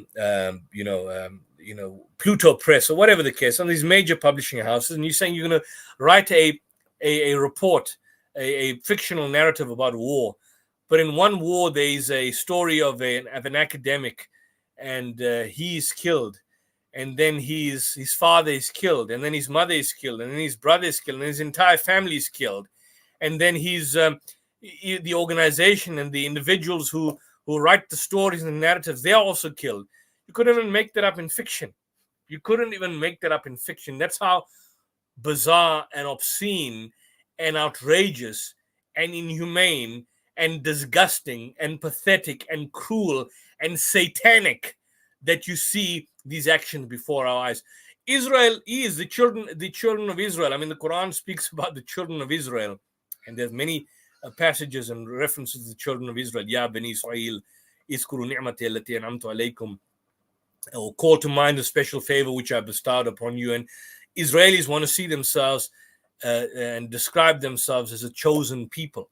Israelis want to view themselves as a chosen people, and the Israeli government, Israeli regime want to view themselves as a chosen people. And I would say they are the chosen people, but they are the chosen people of Satan. These are the chosen people of Satan. So if Brother Joseph is listening, and he's a pro-hardcore Zionist, a self-appointed one at that, then he's a chosen individual of the Satan, a satanic person, not chosen by God, but chosen by the devil, because you are basically supporting the devil, supporting. That's why Jesus himself says in the New Testament, what does he say about these so-called children? He says, you are the children of the devil. And this can be seen in real time, that these are children of Satan engage in satanic acts. And I'm not even saying that as I'm biased, certainly, but even if someone like Norman Finkelstein, who is not by any means religious, secular, describes them as satanic. Professor Rashid Khalidi is also secular, not religious in the absolute sense, but secular, describes them as satanic. Then you could quite clearly see how far away Israeli regime, the Israeli people who support them, and Jews in general who are Zionists have gone and veered far from the truth. And I'm not only saying that, your own Jews are saying that. I mean, I had Rabbi Yisrael David Weiss, and maybe you can, brothers, Muhammad can have him. I'll try and put him in touch with you. You could have a podcast session with him. He made the point that Israel is satanic. He made the point that this is a satanic regime. It's evil. It's not something that he supports, not something any ultra-Orthodox true Jew would in fact support. Got an interesting book here, which I picked up. A brother of mine, he passed away, and well, when I call him brother, a friend of mine, A History of Jewish Crimes by Shakil Ahmed Zia, printed by the Thinkers Library, documenting all the Israeli atrocities committed from 1948 now, every single massacre, and of course even before the advent of the Second World War and the creation of Israel. So you can go on and on in terms of that. I'm going to try and wrap up this presentation. All of this is there. Israel has damaged and destroyed an estimated 318 Muslim Christian religious sites. They've damaged the Church of St. Porphyrius, founded in 425. Targeted and killed church compounds. You know, there were those two women that had come out of the church. What was the excuse for killing them? They were looking for water. The one lady went out. She was shot dead. Then the other lady inside the church went out. She was shot dead. What's the excuse there? Was the church a Hamas facility? Israel is killing scientists, storytellers, and poets. Pastry chef, you know, you had like, what's the pastry chefs, local legends, the equivalents of, what's this guy, Jamie Oliver, and some of these chefs in like the Cake Boss and so on. These are the equivalent. They were killed by an Israeli airstrike on the house, and the shop's motto, on the motto of the shops, it was in plain Hebrew and Arabic, let the poor eat. It's got a reputation for giving away the popular Palestinian treat knafe to indigent customers. 84-year-old Elham Farah from one of the Palestine's Christian families, a reputed accordionist and music teacher known as Mother Orange to generations of Palestinian music students for her shock of red hair. She was a musician. She was a Christian from one of Palestine's oldest Christian families, shot dead by an Israeli sniper outside the Holy Family Church in Gaza City. These are the stories that need to be told, because why I say it's important to tell this, because when some of our Muslim individuals speak and they're called to these programs, they speak in abstract terms. They speak in abstract terms in the sense of facts, statistics, and figures, and then make analogies with definitions of terrorism and get involved in unnecessary argumentation. But it's important that when you want to create and portray the brutality, the insanity, the Satanism of the Israeli regime, that you have to personalize some of these narratives.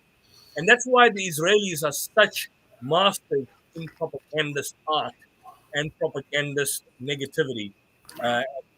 When you listen to Mark Regler and when you listen to Elon Levi, what do they mention? They fabricate stories, but they fabricate stories of necrophilia. Necrophilia. Do you know what necrophilia is? Necrophilia is when you have sex with dead bodies. So they claim Hamas had sex with dead bodies. They claim that, which is false. It's a lie. It's a lie from the pits of hell where they come from. They claim that Hamas raped little children in front of their parents, and they shot the parents and they shot the children dead. They claim that Hamas cut off the breasts of women and they threw it around. So they paint these horrific pictures. But the argument and the reason why they do that is to create this monstrosity so they can justify these particular acts. And they create this and they do this with devastation on their corporate media cartels, which promote the ideas, which then lays the foundation for genocide.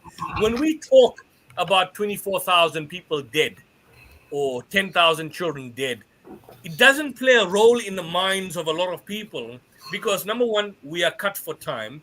And number two, we don't have the opportunity to tell these stories that each and every single person that was killed had individual stories that he was told that he died. When you kill scientists, when you kill storytellers, when you kill the press, when you kill old ladies, deliberately targeting them, when you take men in front of their family and shoot them dead, and we're seeing this eyewitness in real time, and you see the bullet wounds, unlike what the Israelis claimed about Hamas. These are stories that need to be told, and people need to see this. And so that's why it's important we don't lose by default. And so this application here goes, it personalizes the story. So once again, I urge the brothers, when this podcast is over, I will get, I believe I may have sent Brother Muhammad the application itself.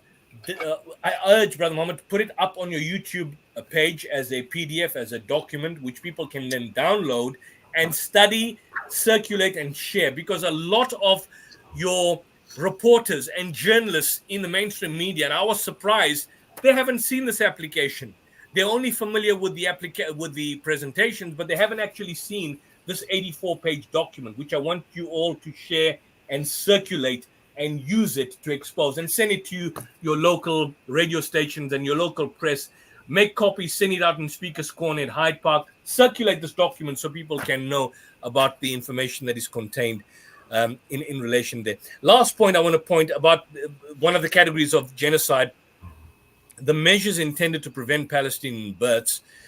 Besides shooting pregnant women being killed by Israeli soldiers whilst they're trying to get access to health care, newborn babies are particularly impacted by displacement, lack of access to food, water. Okay. All right, boy. Water, shelter, clothes, hygiene, sanitation, and lack of access to health services. Estimated 5,500 of approximately 52,000 pregnant Palestinian women in Gaza giving birth each month are doing so in unsafe conditions, often with no clean water, much less medical assistance, in shelters, in homes, in the streets, where they are able to get to a functioning hospital. Pregnant women are having to undergo cesarean sections without anesthetic. You know how hard and difficult pregnancy is? My wife has, lucky enough, but she was in pain when you go under labor. It's a painful process. Imagine going under cesarean section without anesthetic, where you cut the woman's womb without anesthetic. I saw this in a movie, I think a TV program. There's a TV program, I've seen one or two of it, which I don't encourage anybody to see, and I'm not promoting it.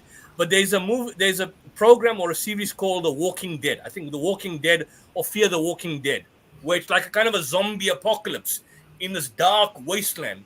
And you see an actual image where the woman's got no anesthetic, and she has to give birth, one of the characters there. And you see them cutting up the woman's stomach and taking the baby out, and the woman dies. Because if you have so much of that pain, your body goes into shock, you get a heart attack, you die. This is like The Walking Dead, as worse than The Walking Dead. Because there in The Walking Dead, in the series, this TV program, the houses are not leveled. You've got a zombie apocalypse, but the dead basically arise and are eating people up and attacking people and their survivors. But there's still infrastructure that's in place. There's still infrastructure. There's buildings. There's nothing in Gaza, totally nothing in Gaza. And so this is the reality. I mean, there's the Minister of Health confirms that the only option facing Palestinian women in Gaza who bleed out after giving birth is to undergo an immediate hysterectomy without anesthetic for their lives to be saved.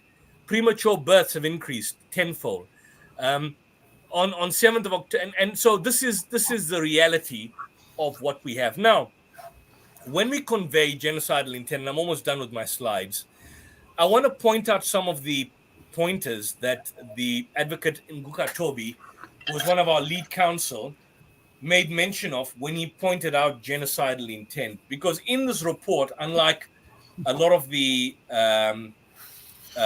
reports that are on TV, a lot of the memes that are basically put out there, when they are conveying genocidal intent, when people quote these Israeli ministers that are conveying genocidal intent to different people at different intervals, the general argument is that we're quoting them out of context.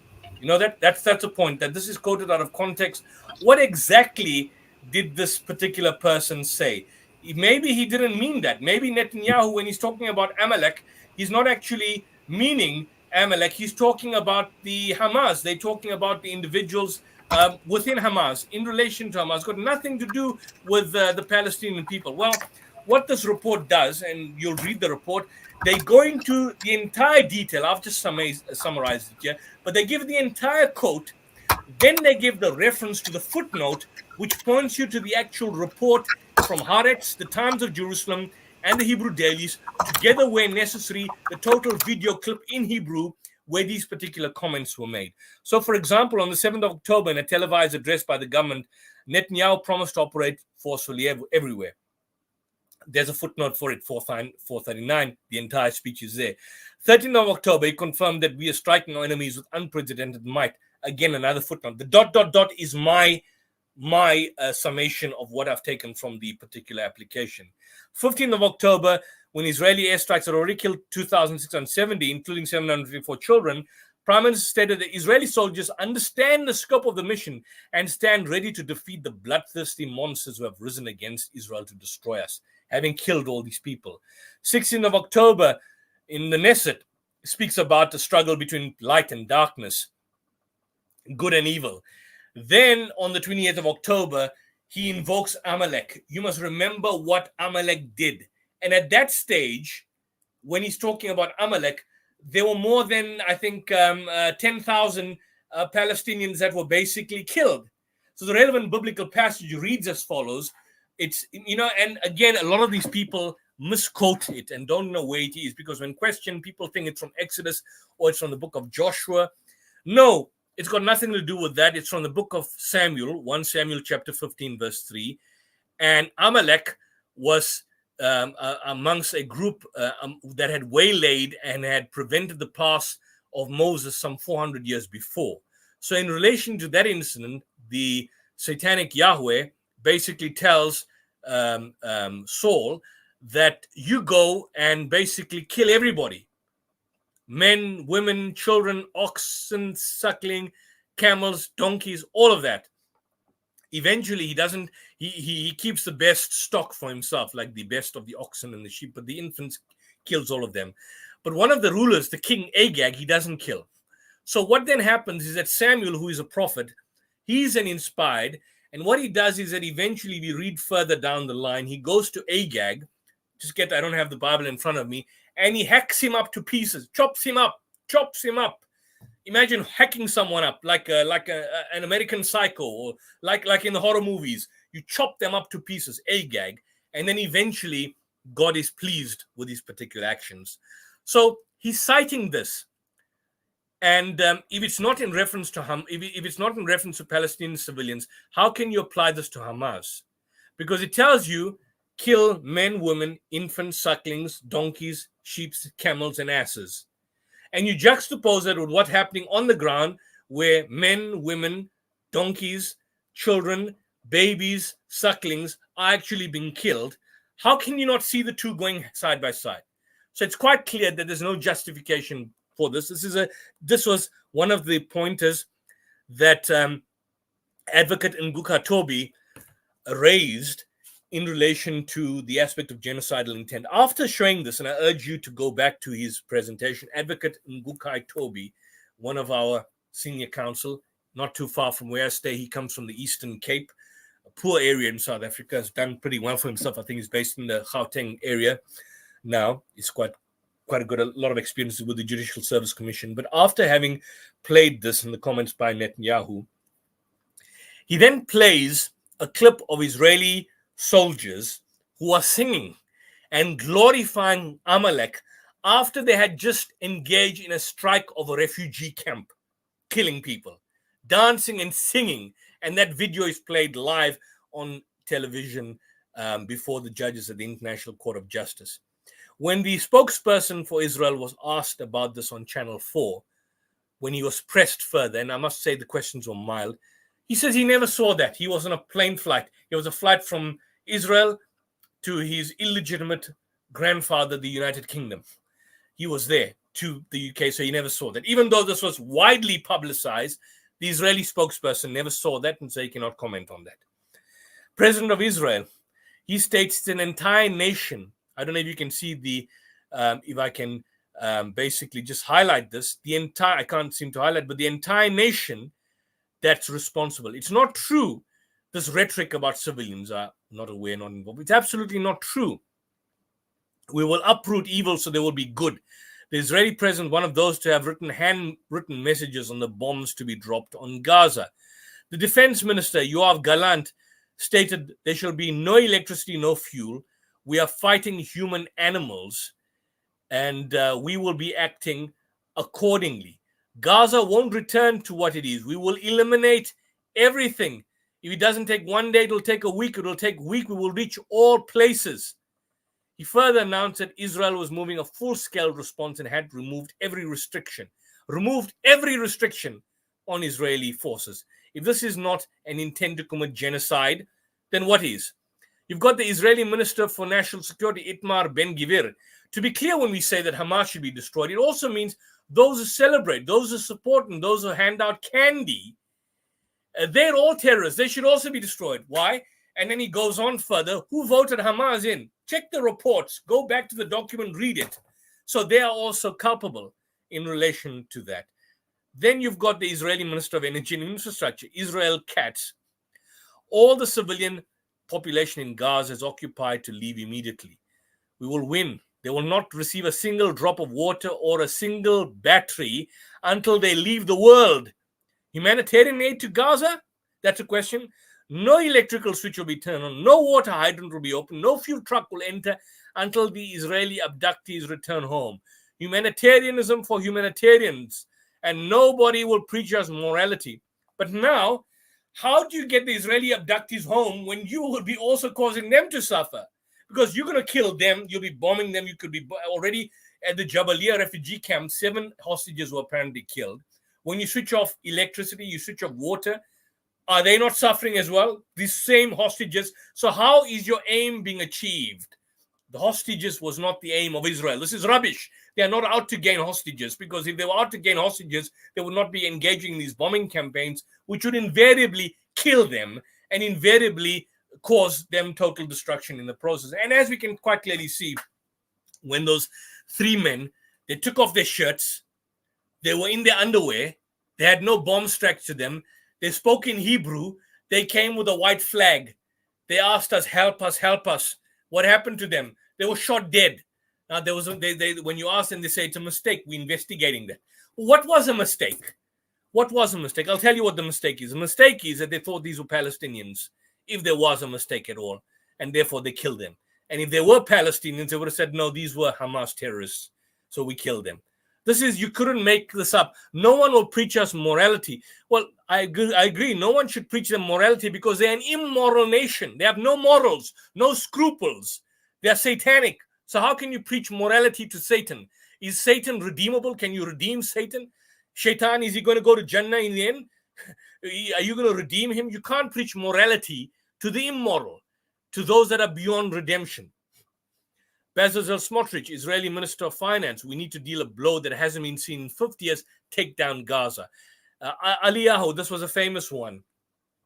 We must, in the north of this is what he says on Facebook. And you can befriend him on Facebook and engage him. The north of the Gaza Strip, more beautiful than ever. Can you see that? More beautiful than ever. Everything is blown up and flattened. Simply a pleasure for the eyes. We must talk about the day after. In my mind, we will hand over lots to all those who fought for Gaza over the years and to those evicted from Gush Katif, a former Israeli settlement in Gaza. So what's he talking about? Re-annexing Gaza, settlements coming back. He later argued against humanitarian aid. We wouldn't hand the Nazis humanitarian aid. There is no such thing as uninvolved civilians in Gaza. He also posited a nuclear attack on the Gaza Strip. Now, what is he talking about? Gazans are Nazis. So therefore, the guilt of Europe is now superimposed on the Gazans and the Palestinians. There's no innocent people. They must be all destroyed. If this is not a claim or a genocidal intent, then what is? Israeli Minister of Agriculture is my last slide. On the last 11th of November 2023, Avi Dichter, in a television interview, recalled the Nakba in 1948, in which over 80% of the population of the new Israeli state was forced from their homes, and stated that we are now actually rolling out the Gaza Nakba. This is a Gaza Nakba that we are rolling out. This is the Israeli Ministry of Agriculture. And there's many more. I've just clipped these posts from this year, and there's so many more. Now, if you look at the Rwandan genocide, if you look at the Yugoslavian genocide, where there was clearly genocide that took place, the statements conveying genocidal intent did not come even close to what you see here. I want people who are listening, Christians or Zionists out there, know that that has been communicated in terms of genocidal intent is not even close to what was conveyed during the Rwandan genocide and by a number of the Slav Serb leaders. Not even close to what we are seeing here. Nothing close to. And you could go on, with regards to the former Israeli army reservists. So if you've got a situation where people are being butchered and slaughtered and death squads operating in real time, and there is genocidal intent, how can you argue against the prima facie proof that there's genocide happening in real time before our eyes? You couldn't make this up. And that's why it would be very unsurprising if the interim order is not obtained. In relation to the eventual order or discussion about whether Israel is guilty of genocide or not, from a legal point of view, Israel's got no case. From an international law point of view, South Africa has discharged its onus. It's got a very high onus to meet. It's discharged its onus. Just read this document. And this is just the introductory document. There'll be more details coming out much later as we go through the course and months of the hearing. But they've discharged the onus. In criminal law, the onus of discharge is on the state to ensure that the state has discharged its onus beyond reasonable doubt, in order, for example, to prove or secure the conviction of an accused person who's been accused of rape, robbery, or murder.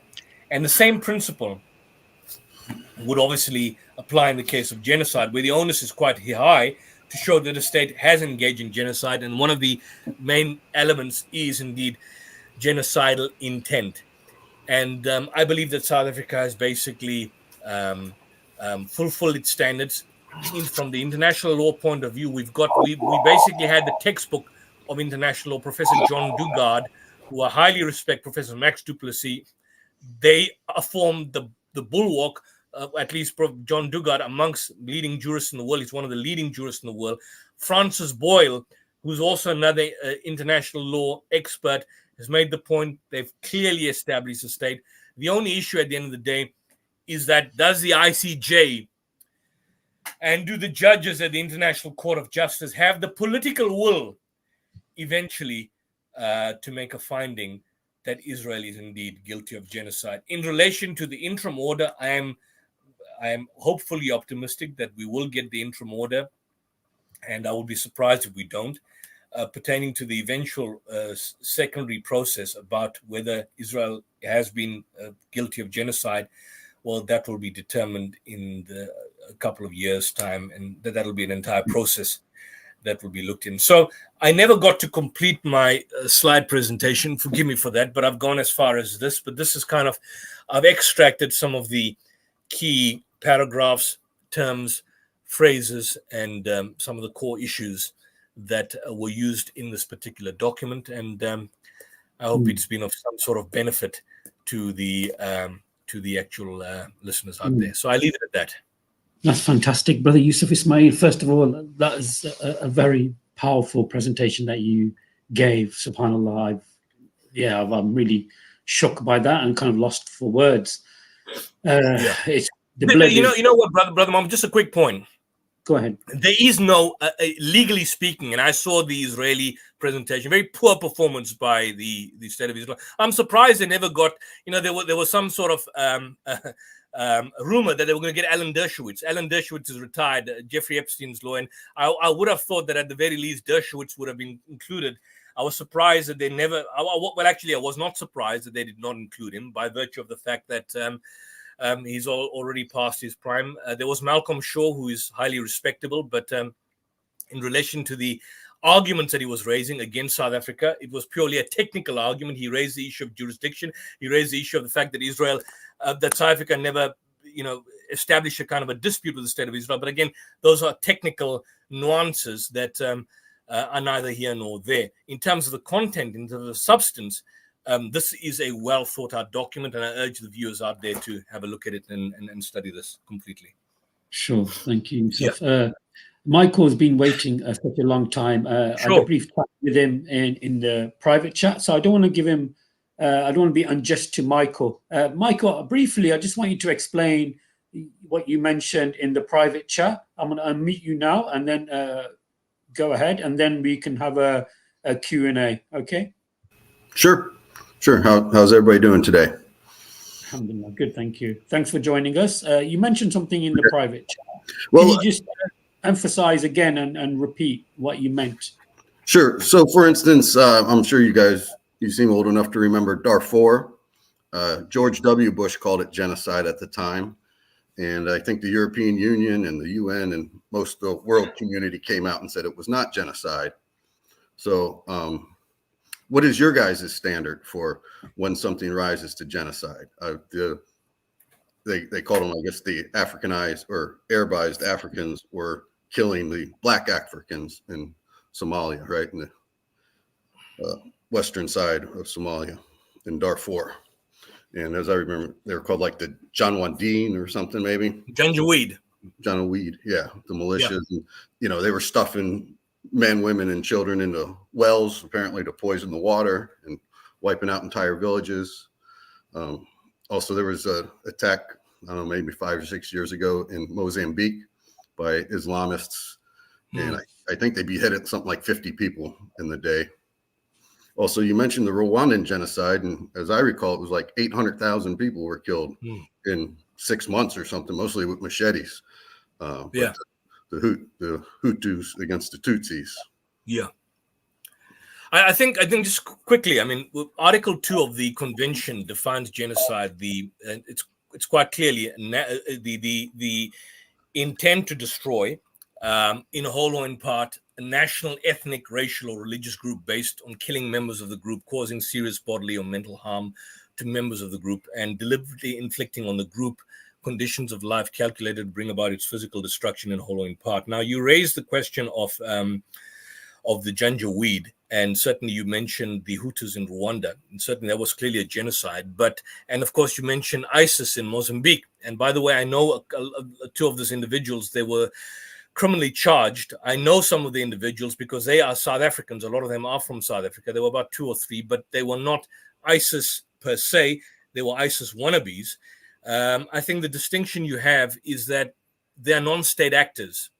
So the point that South Africa has made in this particular application is that it's bringing as a signatory to the Genocide Convention, and Israel also being a signatory to the Genocide Convention. In fact, the Genocide Convention was created with the crimes of the Second World War at play.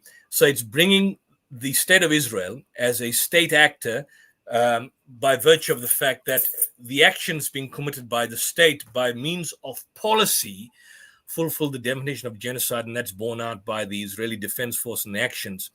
I think with what was going on in Rwanda, where you had one group that was basically involved in genocide against the other group, the Tutsis, you had a lot of non-state actors at play. So you basically had this kind of invocation by one group against another group.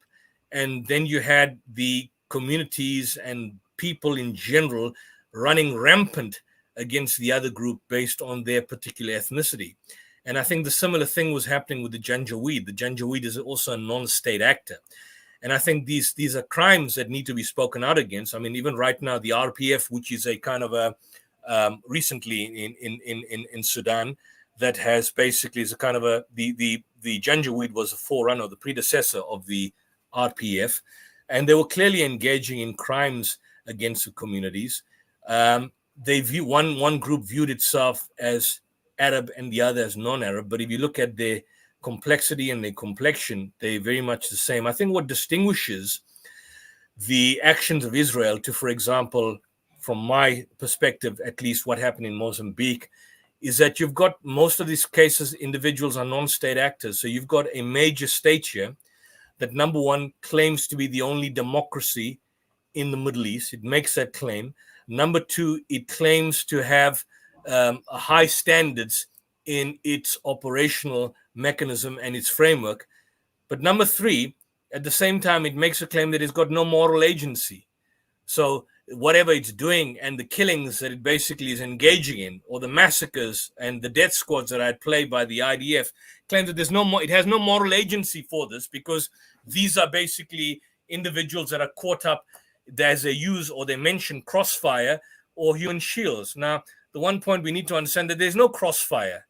All the time when I hear an Israeli spokesperson or a propagandist speak about the deaths and the murder of Palestinians, they also always say, well, this is, there's a lady in the UK, a repugnant lady, just like Piers Morgan, Julia Brewster. She was interviewing Dr. Mustafa Barghouti, shameless interview on one of your channels, I believe Talk TV, which is controlled by Rupert Murdoch. She says, this is a reality of war. We know war is bad, and this is a tragedy, and they getting caught up in the crossfire. There's no crossfire.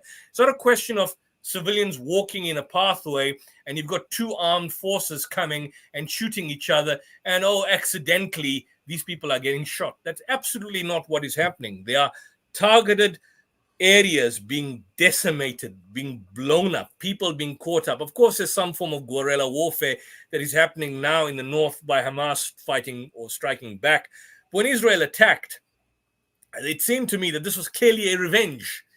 And now we are realizing that, based on the information that we are getting, that even what happened on October 7th conveys and illustrates that Israel, in fact, invoked the Hannibal Directive, which is something that they claimed that they've used in the past, whereby they initially stated that Hamas had burnt men, women, and children, had raped women, we know that the rapes are now, or the beheaded babies are as a total fabrication. But what we do know is that bodies were burnt. We did see the convoy of vehicles being burnt and houses being burnt. Now we realize that they were Israeli Apache helicopters that had come at a certain point and were basically firing artillery shells and cannon shells and destroying houses and burning people. And this has been confirmed by them in their report. So clearly what Israel has done fulfills the definition of what I believe to be genocide. It's killing members of the group. It's causing serious bodily harm.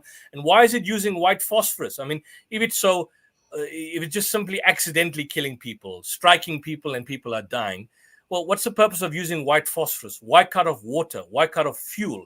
Why allow people to leave a hospital and leave babies on the incubators to die of suffocation? I mean, why attack people walking out of churches? Why attack, for example, their own hostages? I mean, there's so many issues that there's so many facts. That's why I'm saying, Brother Michael, that when you do have the time, I'll get this document, or you can send your email and I'll email you a copy of the application. Have a look at it and see that there's basically no justification in terms of what's happening on the ground. And this state has exposed itself. It's going to become a pariah for the rest of the world. And all of this is basically as a result of its actions on the ground, and certainly what happened even before the 7th of October. Okay. Well, in the comments section before I came backstage, I had mentioned Saddam Hussein, and one of the people said he made some mistakes, but was generally a good force in the Middle East. I was wondering. No, not at all. Not at all. I mean, I look, let me just quickly mention Saddam, because I know time and I have to go and pray. But Saddam Hussein, if you remember that he was involved in the Iran-Iraq war between the 1980s after the revolution to right up to 89.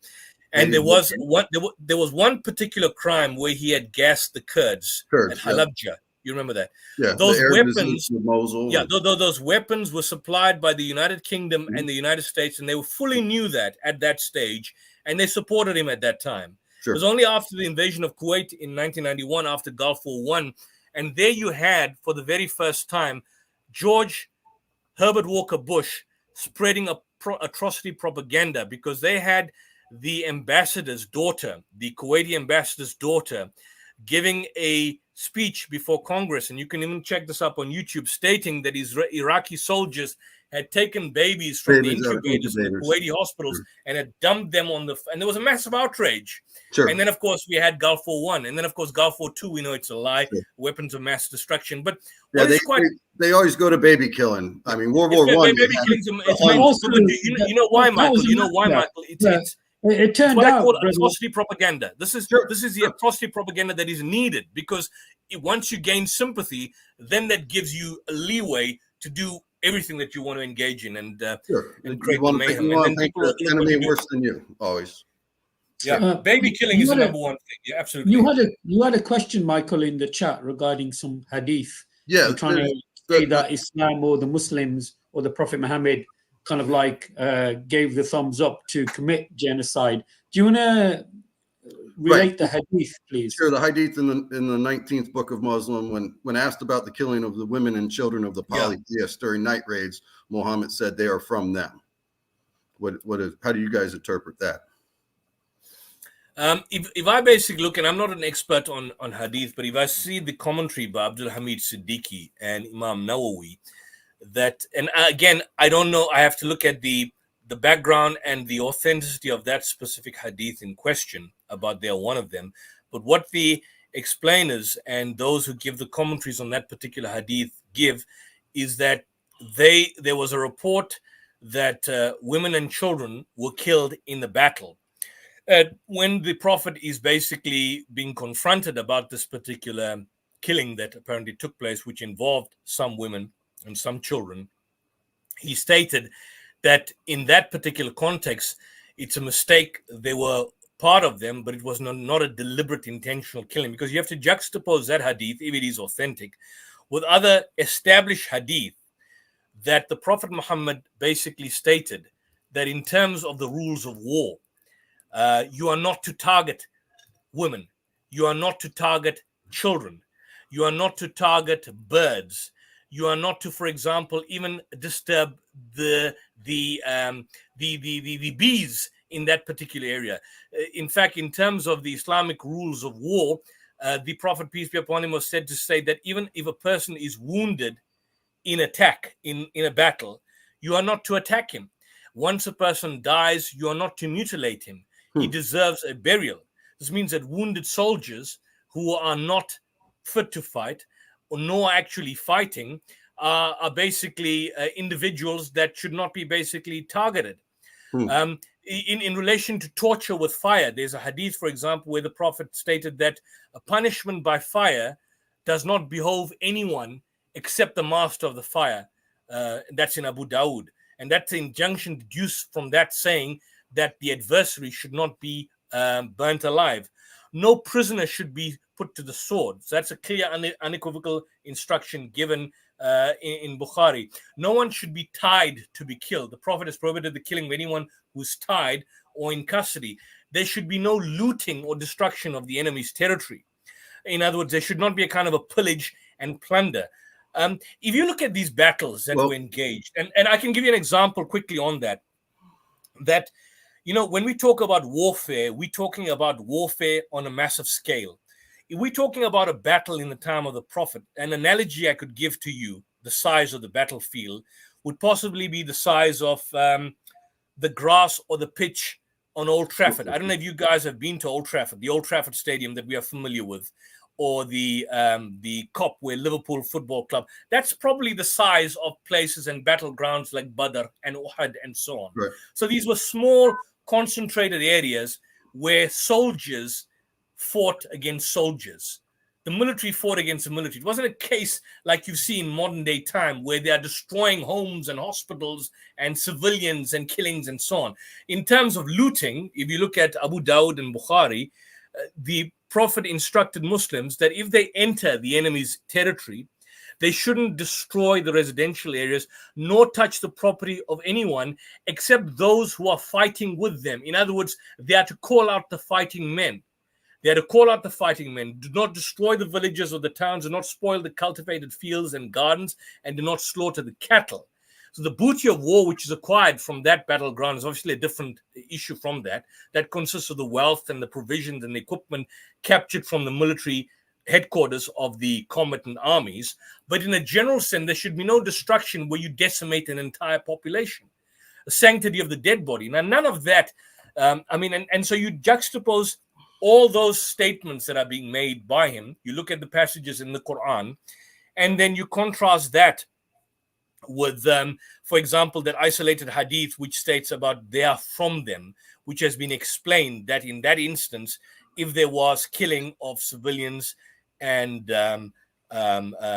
children from the enemy combatants, they are from them would obviously infer that they were part of them. What you did was a mistake, but this was basically something which was done in that context of warfare, which was not deliberately done, because otherwise you would have a contradiction, because on the one hand, he clearly gave an instruction. You are not to kill women and children. The hadith right before it says, do not kill women and children. And then the next one says, when asked about that. It's interesting. You mentioned the Battle of Badr, and you say injured people should not be killed, but I forget his name, Abdullah bin Mas'ud, I think, like he was a dwarf. Yeah. After the battle, he asked Muhammad what he could do. He said, because of my stature, I couldn't partake in the battle. And he said, well, go out among, the dead and gather up the war booty, the swords and armor. Michael, I would refrain from using the term dwarf because it's like a bit of a disrespect. I'll tell you, he's short in stature. Okay. In height, I wouldn't say he's a dwarf. By far, Abdullah bin Mas'ud radiallahu anh was not a dwarf. He was a mountain to us Muslims, and what he did for Islam. So I just want to correct that, Michael, just in case. But I mean, Michael, just a standard of that, I just want you to get a copy of this book, Authentication of the Hadith, Redefining the Criteria. It deals with that particular hadith in details by Dr. Israr Ahmed Khan, which basically leads to the different categories of hadith. But I mean, even if that is the case, that hadith is authentic, you compare that and you juxtapose that with, for example, the Old Testament on war and the books of Moses and indeed the books of Joshua, and certainly the end times, particularly in relation to the second coming of Christ. I mean, there's absolutely no comparison to the kind of sanguinary warfare where, for example, men, women, children are ordered to be killed by Yahweh in the Old Testament. You contrast that, you don't have something of that particular caliber or status in the Hadith or the Quran literature at all. Sure. In the back, I mentioned Moses and the Medinanites. I think they're called Numbers 31. Numbers 31:17, yeah. Kill all the women and children, save for the girls who have not known a man. So, but I'm saying I'm even willing to grant them that. You see, a lot of rabbis, like Rabbi Weiss, who is a friend of mine, and I think Rabbi Singer. I haven't chatted to Rabbi Tovia Singer, an Israeli, saying what their views are on the present genocide in Gaza or the present attacks by Israel. But a lot of these ultra-Orthodox rabbis would see these passages as historically specific. And I can grant them that. I'll be able to grant them that, provided you don't use that as a kind of a justification for what is happening on the ground being committed by the Israeli Defense Force. And a lot of these ultra right wings. So I'm willing to grant them that if they want to grant them. Of course, from a theological point of view, I can argue from the morality. But if you are saying, look, you don't support what Israel is doing, and these passages that are being invoked, like the Amalekite massacre, whether you can debate there was a moral atrocity or not in the Amalekite massacre, and Netanyahu invokes that for a particular reason. A lot of these ultra-Orthodox rabbis would say that he misappropriates it to justify his own sanguinary warfare. And I'm willing to grant them that. I'm willing to give them the benefit of the doubt on that particular issue. But the reality is that we've got nothing of that caliber and description in the Quran, or certainly in the hadith literature, and perhaps maybe we can have a schedule at one time just on these particular issues, peace and violence in the Quran and the hadith, and be willing to discuss that and look at a number of these passages. Okay, well, and back to the aftermath of the Battle of Badr, if we may. Ibn Mas'ud comes across Abu Jahl, Jahl, right? Was he the father of arrogance or something, or father of ignorance? And I guess he's lost a leg. He's lying on the ground. I think the hadith, he talks back to him. He calls him tiny shepherd. I guess he's got his foot on his throat or something. He says, "You have your foot in an exalted place, tiny shepherd." He asks him who has won the battle.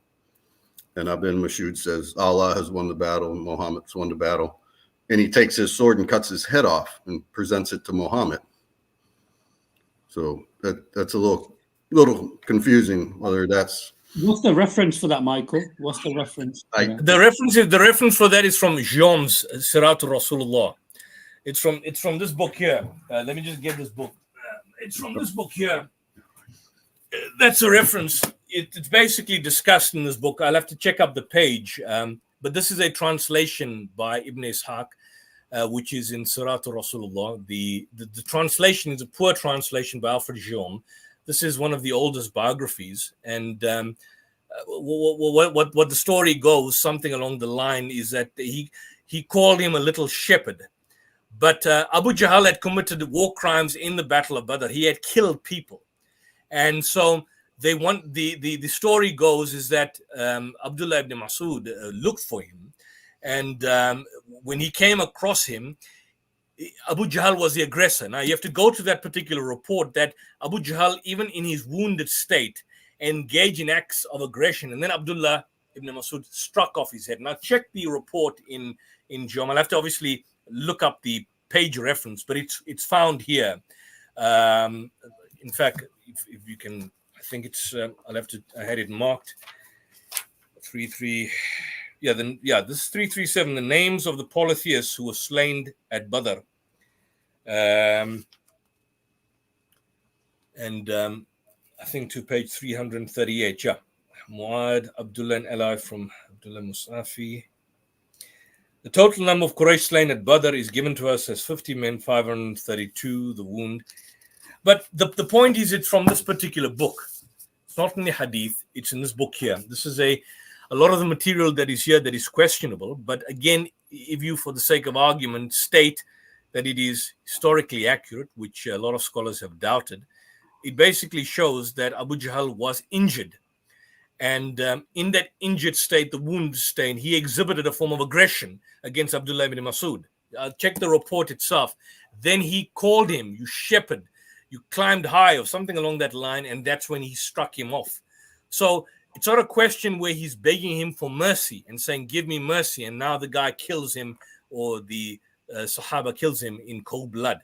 It's basically in the context of the aggressive warfare, and he was an individual that engaged in aggression against the Muslims at Badr, and he was he was a soldier. He was not an innocent bystander. He was a soldier that engaged in aggression. So I can understand that story and that narration is there. I haven't seen that narration anywhere else in Bukhari or Muslim that I have to see.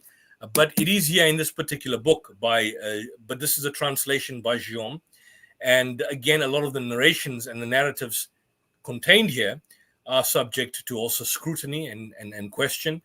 In certain instances, this is based on an earlier work, because what you've got here is a recension of Ibn Hisham, which is the recension of Ibn Ishaq done by Ibn Hisham.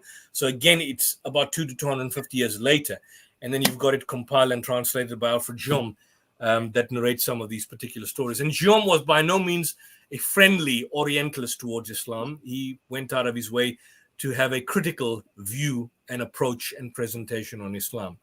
So that's what I can say in relation to that. But I mean, he was an enemy combatant. And even at the time when he was caught and found out, there was hostility in his wounded state towards Abdullah ibn Mas'ud. So this is the issue. And then subsequently he struck off his head in relation to that in the context of warfare. So that's the issue that I can explain. Okay. Does that make sense to you? Sure, Michael. sure. That's an excellent explanation. Don Wolfart. Okay, we've got some questions. Michael, as you take your phone call, we have to end the show maybe in about 10, 15 minutes because Brother Yusuf has to pray. I have to pray. Yeah, of course. There are some questions from the audience. If I can just quickly go through them and then we can get back to Michael. First one is from our brother Mehdi Ahmedi. I do apologize for that, brother. Here it is. Can Brother Yusuf provide a response to the following?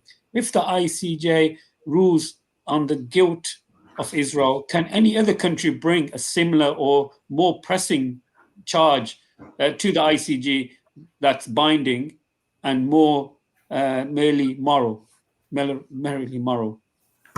Yeah, that's happening right now. That is happening right now as we speak. I'm just trying to get this report. Indonesia, I think it's Indonesia. Let me just confirm this with you. Let me just get the news report. I saw a news report. Was it on Haaretz? Yeah.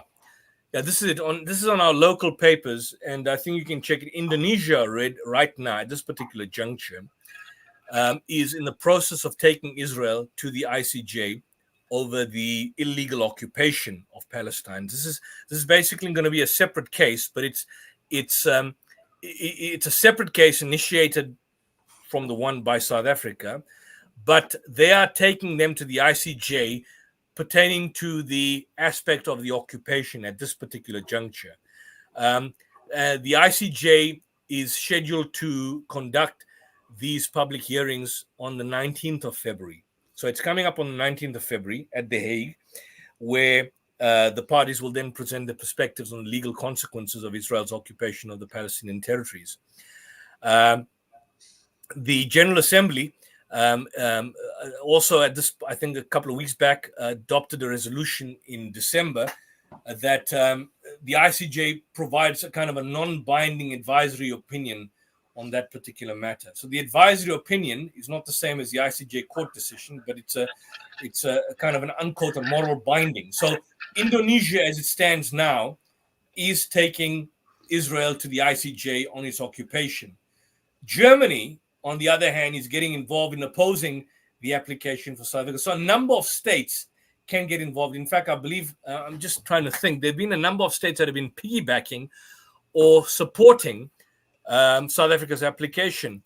Let me just see if I can get the report.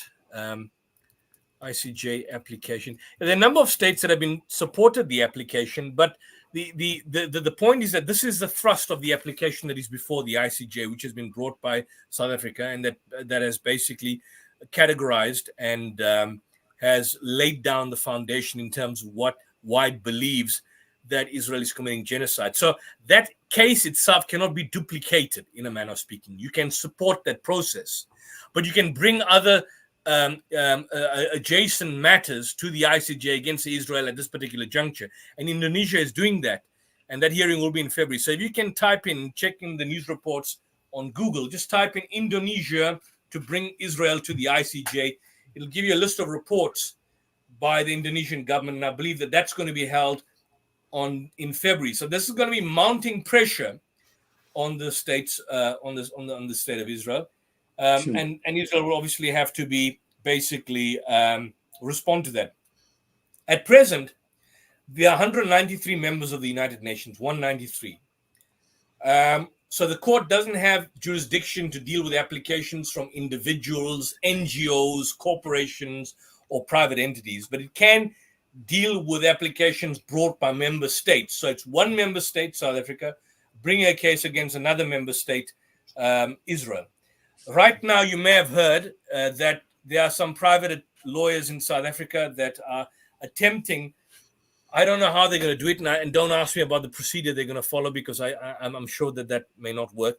They want to take the United Kingdom and the US as being complicit in war crimes in relation to what is happening in Israel. And apparently they are making mention of taking this up to the federal court in the United States and the Supreme Court in the UK. I don't know anything about how the civil procedure or criminal procedure, of course, is an overlap with us, but I don't know how it works in the United Kingdom, so I can't comment on that. But how they're going to proceed with this, I have no idea. But as I know right now, there are private South African lawyers that are pursuing that line of holding the United Kingdom and the United States government as complicit to the genocide in Gaza. They are not taking this to the ICJ because they're individuals, but they are taking this up to the respective courts in the United Kingdom and the federal courts, I think, in the US. How that will happen, I don't know. Who's going to hear it? I have no idea. What procedure they're going to follow, I don't know. But check that up. You can. It's. I think it was covered by one of your news reports as well. Sure. That's basically what's happening. To answer the brother's question, Indonesia is proceeding, and they're proceeding in February. Fantastic. Just a quick fire of questions. Should Hamas also be put before the ICJ? I think you discussed that at the beginning. Yeah. No, they can't. Hamas can't be brought to the ICJ. They're a non-state actor. They are not a party to the proceedings. They've never signed the Genocide Convention. They're not a member state of the United Nations. And they've got no autonomy, although Israel would like to believe that they were a government on their own. They've got no autonomy. If you want to take on Hamas, then you can take them to the International Criminal Court for war crimes, but not to the ICJ for genocide. Legally, it won't work. Yeah. Okay. What happens to what's going to happen if I'm saying is the ICJ is going to issue an order for Israel to immediately stop, but Israel will ignore it and carry on regardless? That's an interesting question. Yeah, I think that, and I think I've dealt with it. There is a possibility. That could in fact happen. You know, the normal issue is that if there's an ICJ ruling, the normal proceeding is that if the state desists from engaging in same, then the matter goes to the General Assembly, and then eventually the decision can even go at Security Council level, where a ruling can be made or resolution can be passed for military intervention by a neutral party that then comes into the area and takes over the land. The problem with that is that you've got the United States, you've got the UK, you've got Russia, you've got China as permanent members of the Security Council, and in all probability they're going to veto. And so, you know, how do you go past that? Because that would be the normal. If you've got a rogue state out there, and there's a ICJ makes an order, now we need to do something. This goes to the General Assembly. Then there needs to be a final decision made at the Permanent Security Council. But you've got these member states that are members of the Permanent Security Council that have got the power to veto any decision made. So what do you do in a situation like that? See, what will happen is that it'll be highly unlikely if the ICJ makes a ruling, the member states of the European Union and the countries in Europe would not want to be seen on the side of Israel against the decision made by the ICJ. So Canada, for example, has made it clear that it respects and supports the decisions of the ICJ. Europe would want to also not be viewed as being antithetical to the ICJ, the various countries. And again, the ICJ itself is on trial, as Professor Francis Boyle made the point that the ICJ is also on trial. Why is it on trial? Because essentially, if it makes a ruling that just simply dismisses the application by South Africa, what message is going to be sending to the rest of the world, the rest of the civilized world, or what you would call the global South as opposed to the global North? It's going to be basically saying that an imperial power, which Israel is because it's an extension of that imperial power to settle a colony occupation itself. That's good. It's just simply an extension of that. So it means that imperial power can do what it wants to and get away with it.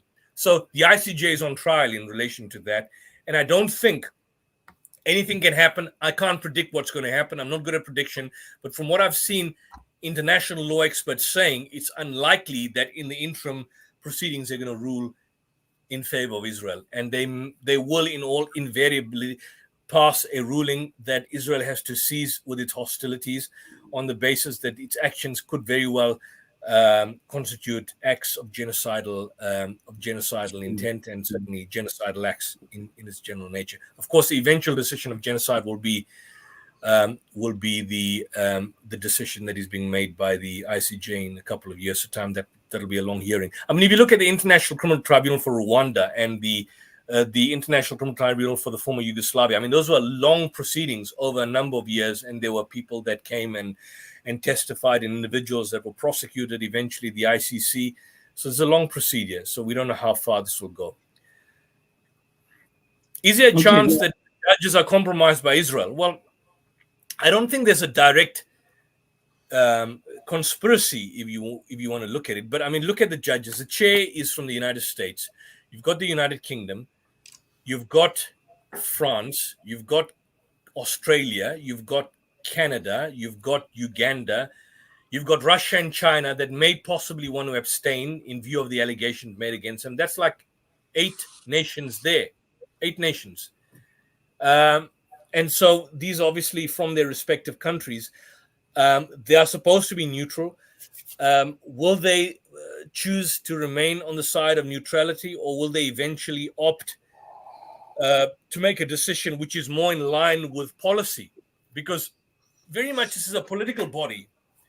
As much as it's a court of justice, it's very much a political colony, a political development that, comes out of the relics of the Second World War. It's not like a court system between 2 private individuals engaged in a dispute. I mean, then you don't take part of, you look at the merits of the case. But I mean, this has long-term implications, because if, for example, it finds that Israel has committed a genocide, then the United Kingdom and the United States will be complicit in genocide as well, because they've basically armed the process, and they've heavily influenced public policy in relation to the state of Israel, not just in arms, but in their policy declarations over the years, in their funding over the years. I mean, just during mid-October, Rishi Sunak came out of the private plane. I don't know if you saw the picture, Brother Mohammed and Michael, where he came out of the private plane, seeing the Israeli ambassador to Britain, I think the lady, I forget her name, Itzi, I don't know what her name is, but meeting her on the grounds of Tel Aviv, but coming out of a military plane, not out of a normal plane where prime ministers come on official visits, coming out of a military plane and giving more arms and arming Israel to engage in this kind of insane sanguinary warfare. So what does that tell you?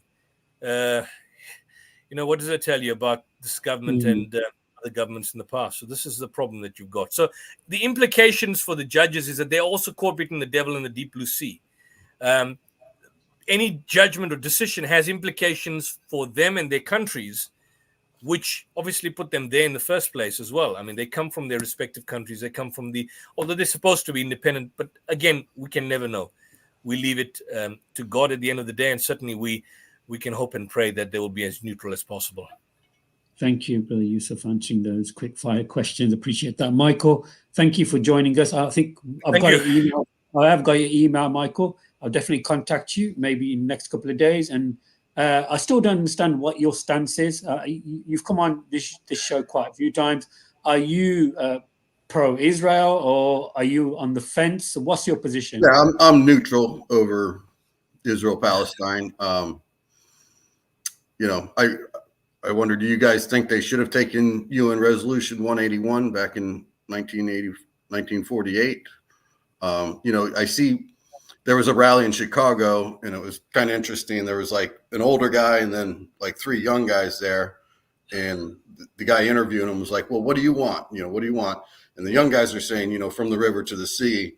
But the older guy was like, we want pre-67 borders. They wanted he wants a 2-state solution.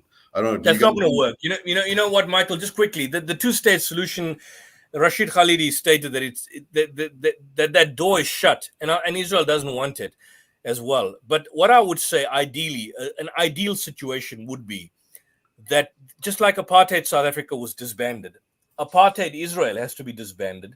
The Knesset has to be disbanded. These individuals, Netanyahu and his gang, has to be tried for war crimes. Well, what you need to do is there then should be, Gaza's been decimated for what it is, but the Palestinians in Gaza, there should be no Gaza, there should be no Israel, no West Bank. There should be now one single unitary country.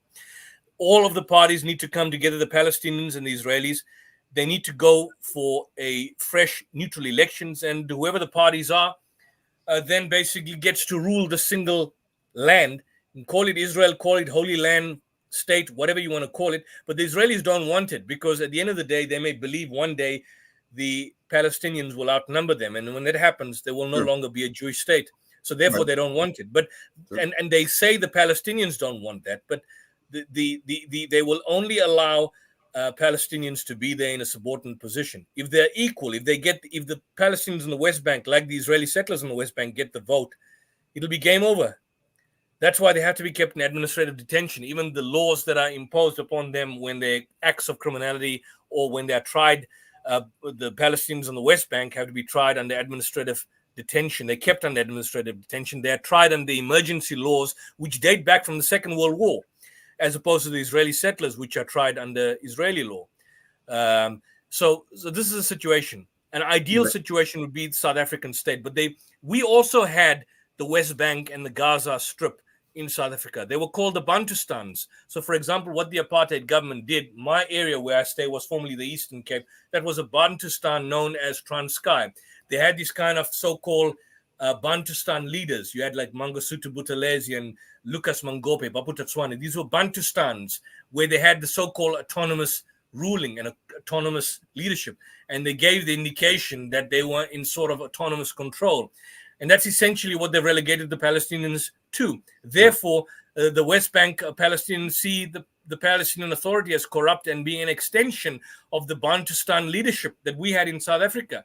I mean, we had our own separate education, different schools. I couldn't go to a white school. Right. In Palestine, the Israeli Arabs have their own they've got their own Arab schools.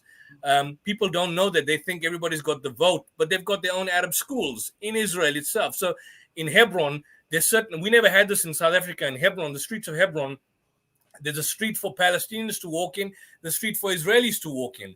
There are certain cars of the Palestinians that cannot travel in certain roads in Israel. There are certain parts of the time of the night, if you're a Palestinian and you are found there, you can be shot or killed, which they've done, the IDF. And this is before the 7th of October. In South Africa as well, blacks after 6 o'clock in the night could not be in the city centers. Up until I think the mid-80s, we couldn't go to white beaches. I couldn't go to a white school, and there was a white school where I stayed. So this is the situation that you've got there. So that's why I'm saying the only solution for this may not be the best. The only solution would be a disbandment of the apartheid state of Israel, total disbandment. And you have to have one. And we're not calling for Israelis to be kicked out. They are there. We can't do anything. The Israeli Knesset and the gangsters running the administration, yes, they have to be dealt with. But the Israelis and the Palestinians have to come together and have to create this single state where everybody has equal rights and you've got a single constitution. In fact, as I understand, Israel doesn't even have a constitution. There's no constitution in Israel at this juncture. So you would Michael, democratic state? Michael, Absolutely. One second. I know times I'm going to leave, but I call for a fully fledged democratic state. The irony is that it calls itself a secular democratic state, but it's not. You see, you can't claim to be a state which is autonomous for Jews on the one hand and then still claim to be a democratic state. It's an oxymoron, totally. You can't have the two same They're together. clearly not secular. One second, brothers. I do apologize. Our teacher, my beloved brother. Assalamu alaikum. Wa alaikum salam. Brother Yusuf, just wait for a few minutes. I want you to hear this, please, because I would like to respond to Michael, if you don't mind. You see, I just joined you because Michael was talking about Resolution 181, which is the partitioning of the state for Palestinian and Israeli. So let me tell you something. I'm a Palestinian who was living under the occupation. And I'm one of those whom you call, let's say, one of those refugees who they have no right to go back home anymore. Now, let me tell you something that you do not know about, things that you might never heard about in the news. You see, why people like yourself don't talk about the illegal settlement built on the Palestinian lands in West Bank? Why you are not talking about the humiliation of Palestinians in Israeli checkpoint, which they call Mahsum? Why don't you talk about United Nations resolutions, more than 70 United Nations resolutions that Israeli don't comply with, such as 1947 Resolution 181 that you spoke about, partitioning Palestine into two states, one Arab and one Jewish. The independence of the Palestinian Arab state continue to be unjustly obstructed and the rights of the Palestinians flagrantly denied. Why don't you talk about Resolution 194 in November 1948, the right of the return of Palestinian refugees to Palestine? Why don't you talk about Resolution 242 in 1967, the illegal occupation of Israel? Sure, we can talk about all that. Let me finish, please, if you Okay. don't mind me, because I want everybody to hear this. This is what the world is covering. That everyone is blind from those facts. Resolution 242 in 1967, the illegal occupation of Israel to Palestine lands in West Bank. Resolution 904 in 1994, protecting the Palestinians in the occupied territories from the Israeli after the Abrahamic Mosque massacre. Why people like yourself don't talk about December 30, 2022, United Nations resolution against Israel at ICJ, which you are talking about. 87 country votes in favor, including China, Russia, against the illegal settlement and illegal occupation of Palestinian lands and the holy city of Jerusalem. Why I don't see people talking about United Nations Council for its part responded to the Israeli decision to annex East Jerusalem by issuing resolution number 478 in August 29, 1980, which included non-recognition of Israeli law regarding Jerusalem and called on countries to withdraw their diplomatic missions from the city. Also, resolution number 15/36 on October 28, 1981, declaring that any changes in the Jerusalem area are illegal and against international law, and that such action are obstacle to achieving just and comprehensive peace. United Nations Resolution 2334, issued on December 23, 2016, confirmed that Israeli establishment of settlement in the Palestinian territories occupied since 1967, including East Jerusalem, has no legal legitimacy and demands that Israel immediately stop all settlement activities and not recognize any changes to the June 4 borders, June 1967. United Nations Resolution 1974 said in point number 5, the Palestinian people have the right to regain their rights by all means in accordance with the United Nations Charter. It affirms the right of the Palestinian people to independence and sovereignty, and the right of the Palestinian people to self-determination and the right to return to Palestine. Since the inception of the Security Council, USA used the veto right 88 times, and they vote 56 times out of 88 times in order to protect Israel from the veto. The superpower of the world in the past over 50 years used more than 65% to 70% of the votes to protect Israel and support them in killing daily innocent Palestinian civilians in Palestine. After signing the Oslo Accords on September 13, 1993, the Palestinians promised by Israel, by USA, by EU, by Russia, by United Nations, and the entire world, the eastern part of Jerusalem will be their future capital. And the Palestinian leaderships confirmed its firm position many times by saying there is no Palestine state without East Jerusalem as its capital, in accordance with the resolution of international legitimacy and the peace. Even the official American position supported the international position in occupied Jerusalem, which appeared in American message of reassurance to the Palestinians in October 1991, in which it stated, we do not recognize Israeli annexion, this extension of East Jerusalem on its expansion of its municipal borders. Russia confirms that it recognized West Jerusalem as the capital of Israel and East Jerusalem as the capital of Palestinian, which was confirmed by source in the Russian Foreign Ministry in December 2017. The US Congress reversed the international position on October 23, 1995, when it issued law stipulating the transfer of the US Embassy from Tel Aviv to Jerusalem and the necessity of recognizing Jerusalem as the capital of the state of Israel. The two-state solution is being shot and dead long time ago. Benjamin Netanyahu just few days ago or a week ago, he bragged about how he has spoiled the Oslo Accord, and he was proud of it.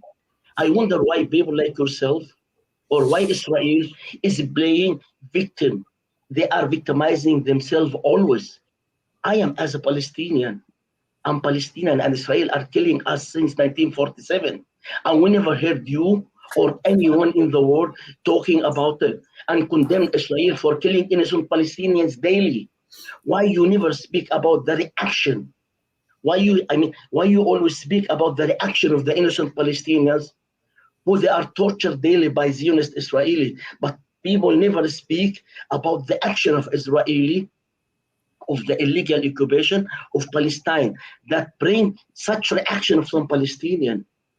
Please come to Palestine and see for yourself how they treat Palestinians and tortured us. Please, we are inviting all of you to come and see the truth for yourself. Why can't United Nations stop Israeli killing innocent Palestinian civilians, mostly children and women, for the past 75 years? Why can't you punish Israel for violating more than 70 or 72 United Nations resolution, but you destroyed the entire Iraq for violating a couple of United Nations resolution? Israel, they violated more than 70 and nothing happened to them. Iraq for only 2, it's been totally destroyed. United Nations should ask the West why you consider Ukrainian defending their land against Russian invasion as a freedom fighter, but you consider Palestinian defending their land against Israel as terrorists. This is what we call hypocrisy and double standard. Do the Palestinians have the right to defend themselves? Because the West always say Israel has the right to defend itself. Do the Palestinians have the right to defend themselves? When land was taken from them, homes were destroyed, when daily innocent civilian Palestinian children and women were killed, Palestinian homes were confiscated and demolished by Israeli, and when United Nations resolution on torture, on ethnic cleansing against the Palestinian, Israel failed, and so many other United Nations resolution against Israel failed. Did the Palestinians have the right to defend themselves when Israel turned on and off electricity, stop the water, stop food, stop fuel, stop medical aid, stop everything? They put Gaza on the biggest open air prison for the past 16 years, long before October 7 attack happened. You can't say open air prison actually in Gaza, because you go to prison if you did something wrong, if you commit a crime. It is the biggest open concentration camp in the world. If brother, just quickly, Aladdin, I'll have to leave because we have to make salah, but you can continue this discussion. But I will have to go because our lights are going off. But thank you for that. I want to thank all of you for this engagement. I will have to leave. It's getting out of. I'm just going to miss my maghrib, and certainly our electricity is going to go off shortly. But you can continue with the stream, and I'll certainly listen to it once it's uploaded on YouTube. Thank you, Yusuf. Thank you very much. Thank you, Brother Michael. All right. You take care. All the best. Take care. Have a good one. Thank you, brother. Dean, are you with us for? No, because I have to go, so I just said 5 minutes because it's almost 2:30 a.m. in my place. Can I respond? Just let me finish, please. Can you condemn Israel for killing more than 31 innocent Palestinians in Gaza, more than 10,000 kids and children suckling in Gaza? Yes. Yes or no? Do you condemn them? Yes. So do you consider what they have done to Gaza, it's genocide, ethnicity, killing or not? Sure. So that's very good. Have nothing else to say. Okay. I appreciate that because I have to go to bed. It's 2:30 a.m. Thank you very much. You seem to call me a liar and a hypocrite. No. I'm not calling you. I'm calling those who stop behind Israel and support Israel after all they have seen. I'm not calling you. I'm calling anyone, whoever support Israel, like US using the veto just to protect them in the name of killing Palestinians. Sure. I condemn you when you criticize Resolution 181, which I'm aware of as a Palestinian. Yeah, I just asked if that would have been a better course of action to accept that. And I understand they want all the land, but it's kind of ironic. There was a rally in Tampa by pro-Palestinians, and the girl with the megaphone was yelling, "No peace on stolen land." And I about fell out of my chair laughing. I was like, I guess she's never heard of the Seminole Indians. She's standing on stolen land. You know, I'm an American. I don't know if you guys know that or figured that. So, you know, we obviously committed genocide against the Native Indians, the Native Americans.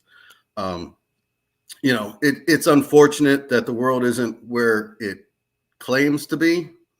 But the reason I bring up like other genocides, obviously Rwanda, Srebrenica, you know, Milosevic was brought before the ICC. But it's pretty rare that any justice is really done. You know, when Russia invaded Ukraine, you were like, well, we didn't think this could happen anymore. Obviously, Saddam invaded Kuwait in 1990, and we kicked them out, but there was a lot of death and destruction. And then we pretty much occupied Iraq for 20 years and then went in again after 9/11.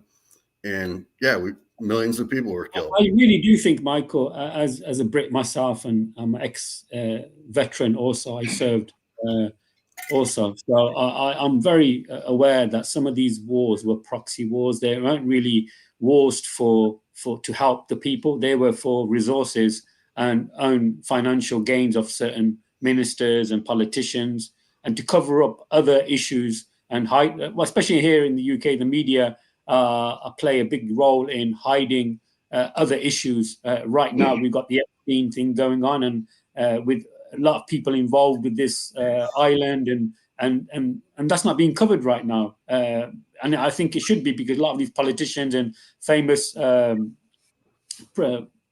people will be exposed of actually visiting these islands and doing despicable things to young people.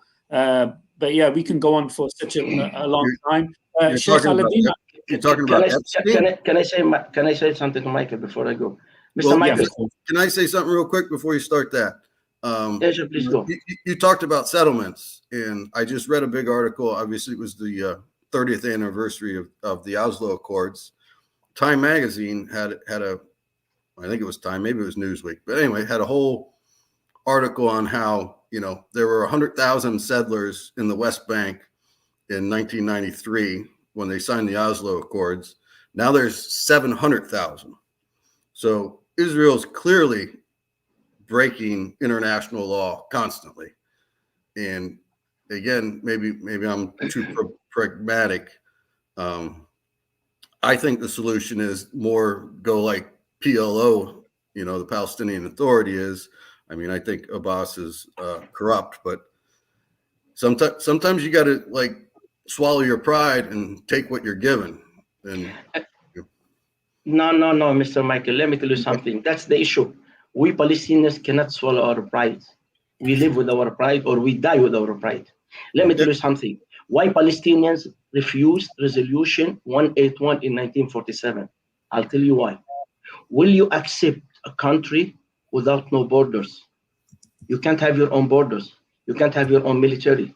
You can't have your own electricity sources, all life sources. You cannot have your port. You cannot have your own airport. You cannot have your own passport.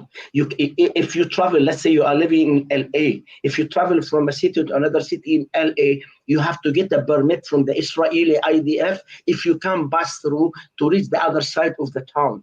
You cannot move freely. You don't have any freedom. You cannot control your airspace. You do not have even your own passport. You don't have your own identity.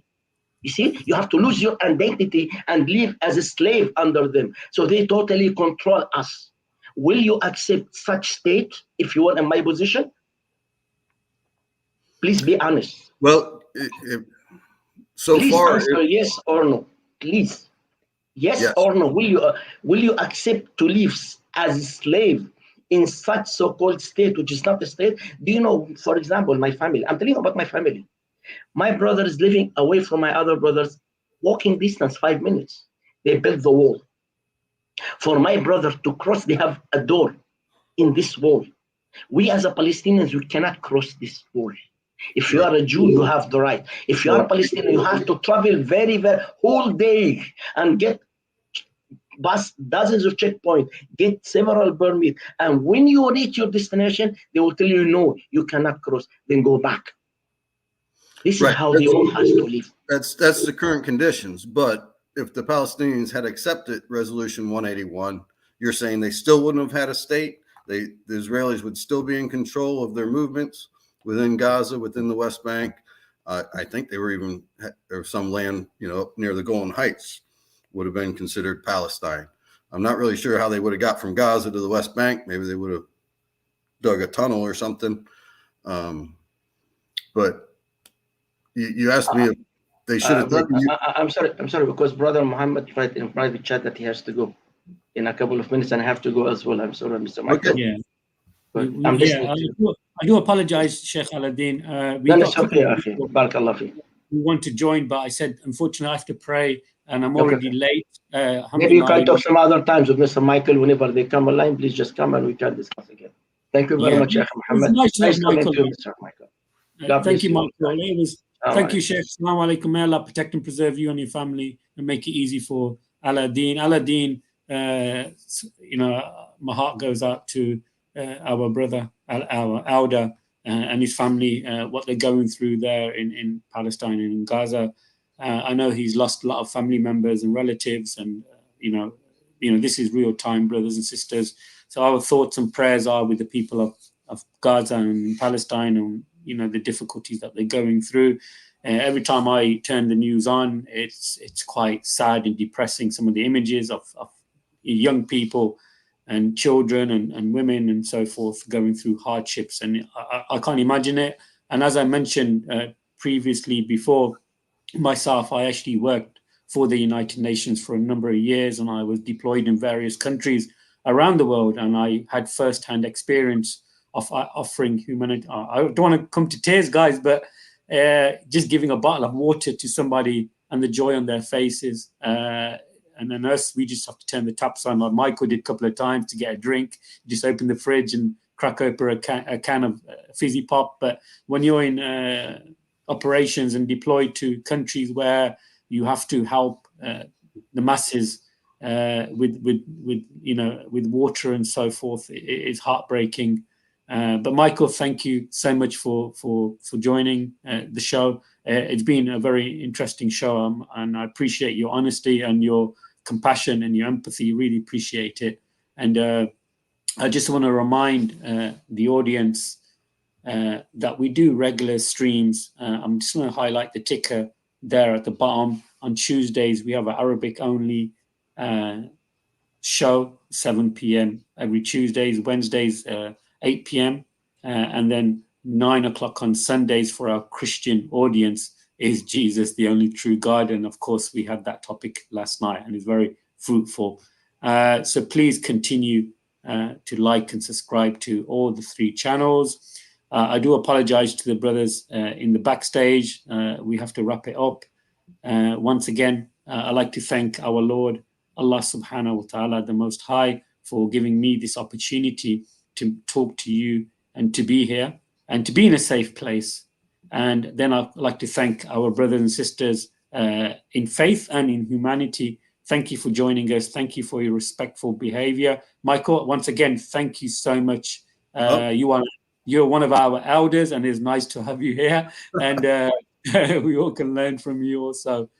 So any final words from you, Michael, out of respect? You're one of my elders, so just say Assalamu alaikum to everybody. No, well, thank you guys very much. It was educational. Yosef seems to have a lot of knowledge. Certainly has a lot of books behind him. It was good he could just grab a book.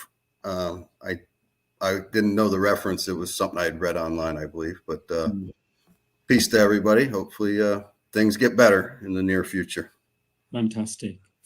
Thank you, Michael. Thank you, everybody. Thank you to the mods. And Assalamu alaikum wa rahmatullahi wa barakatuh. There's only me remaining now. So Assalamu alaikum wa rahmatullahi wa barakatuh.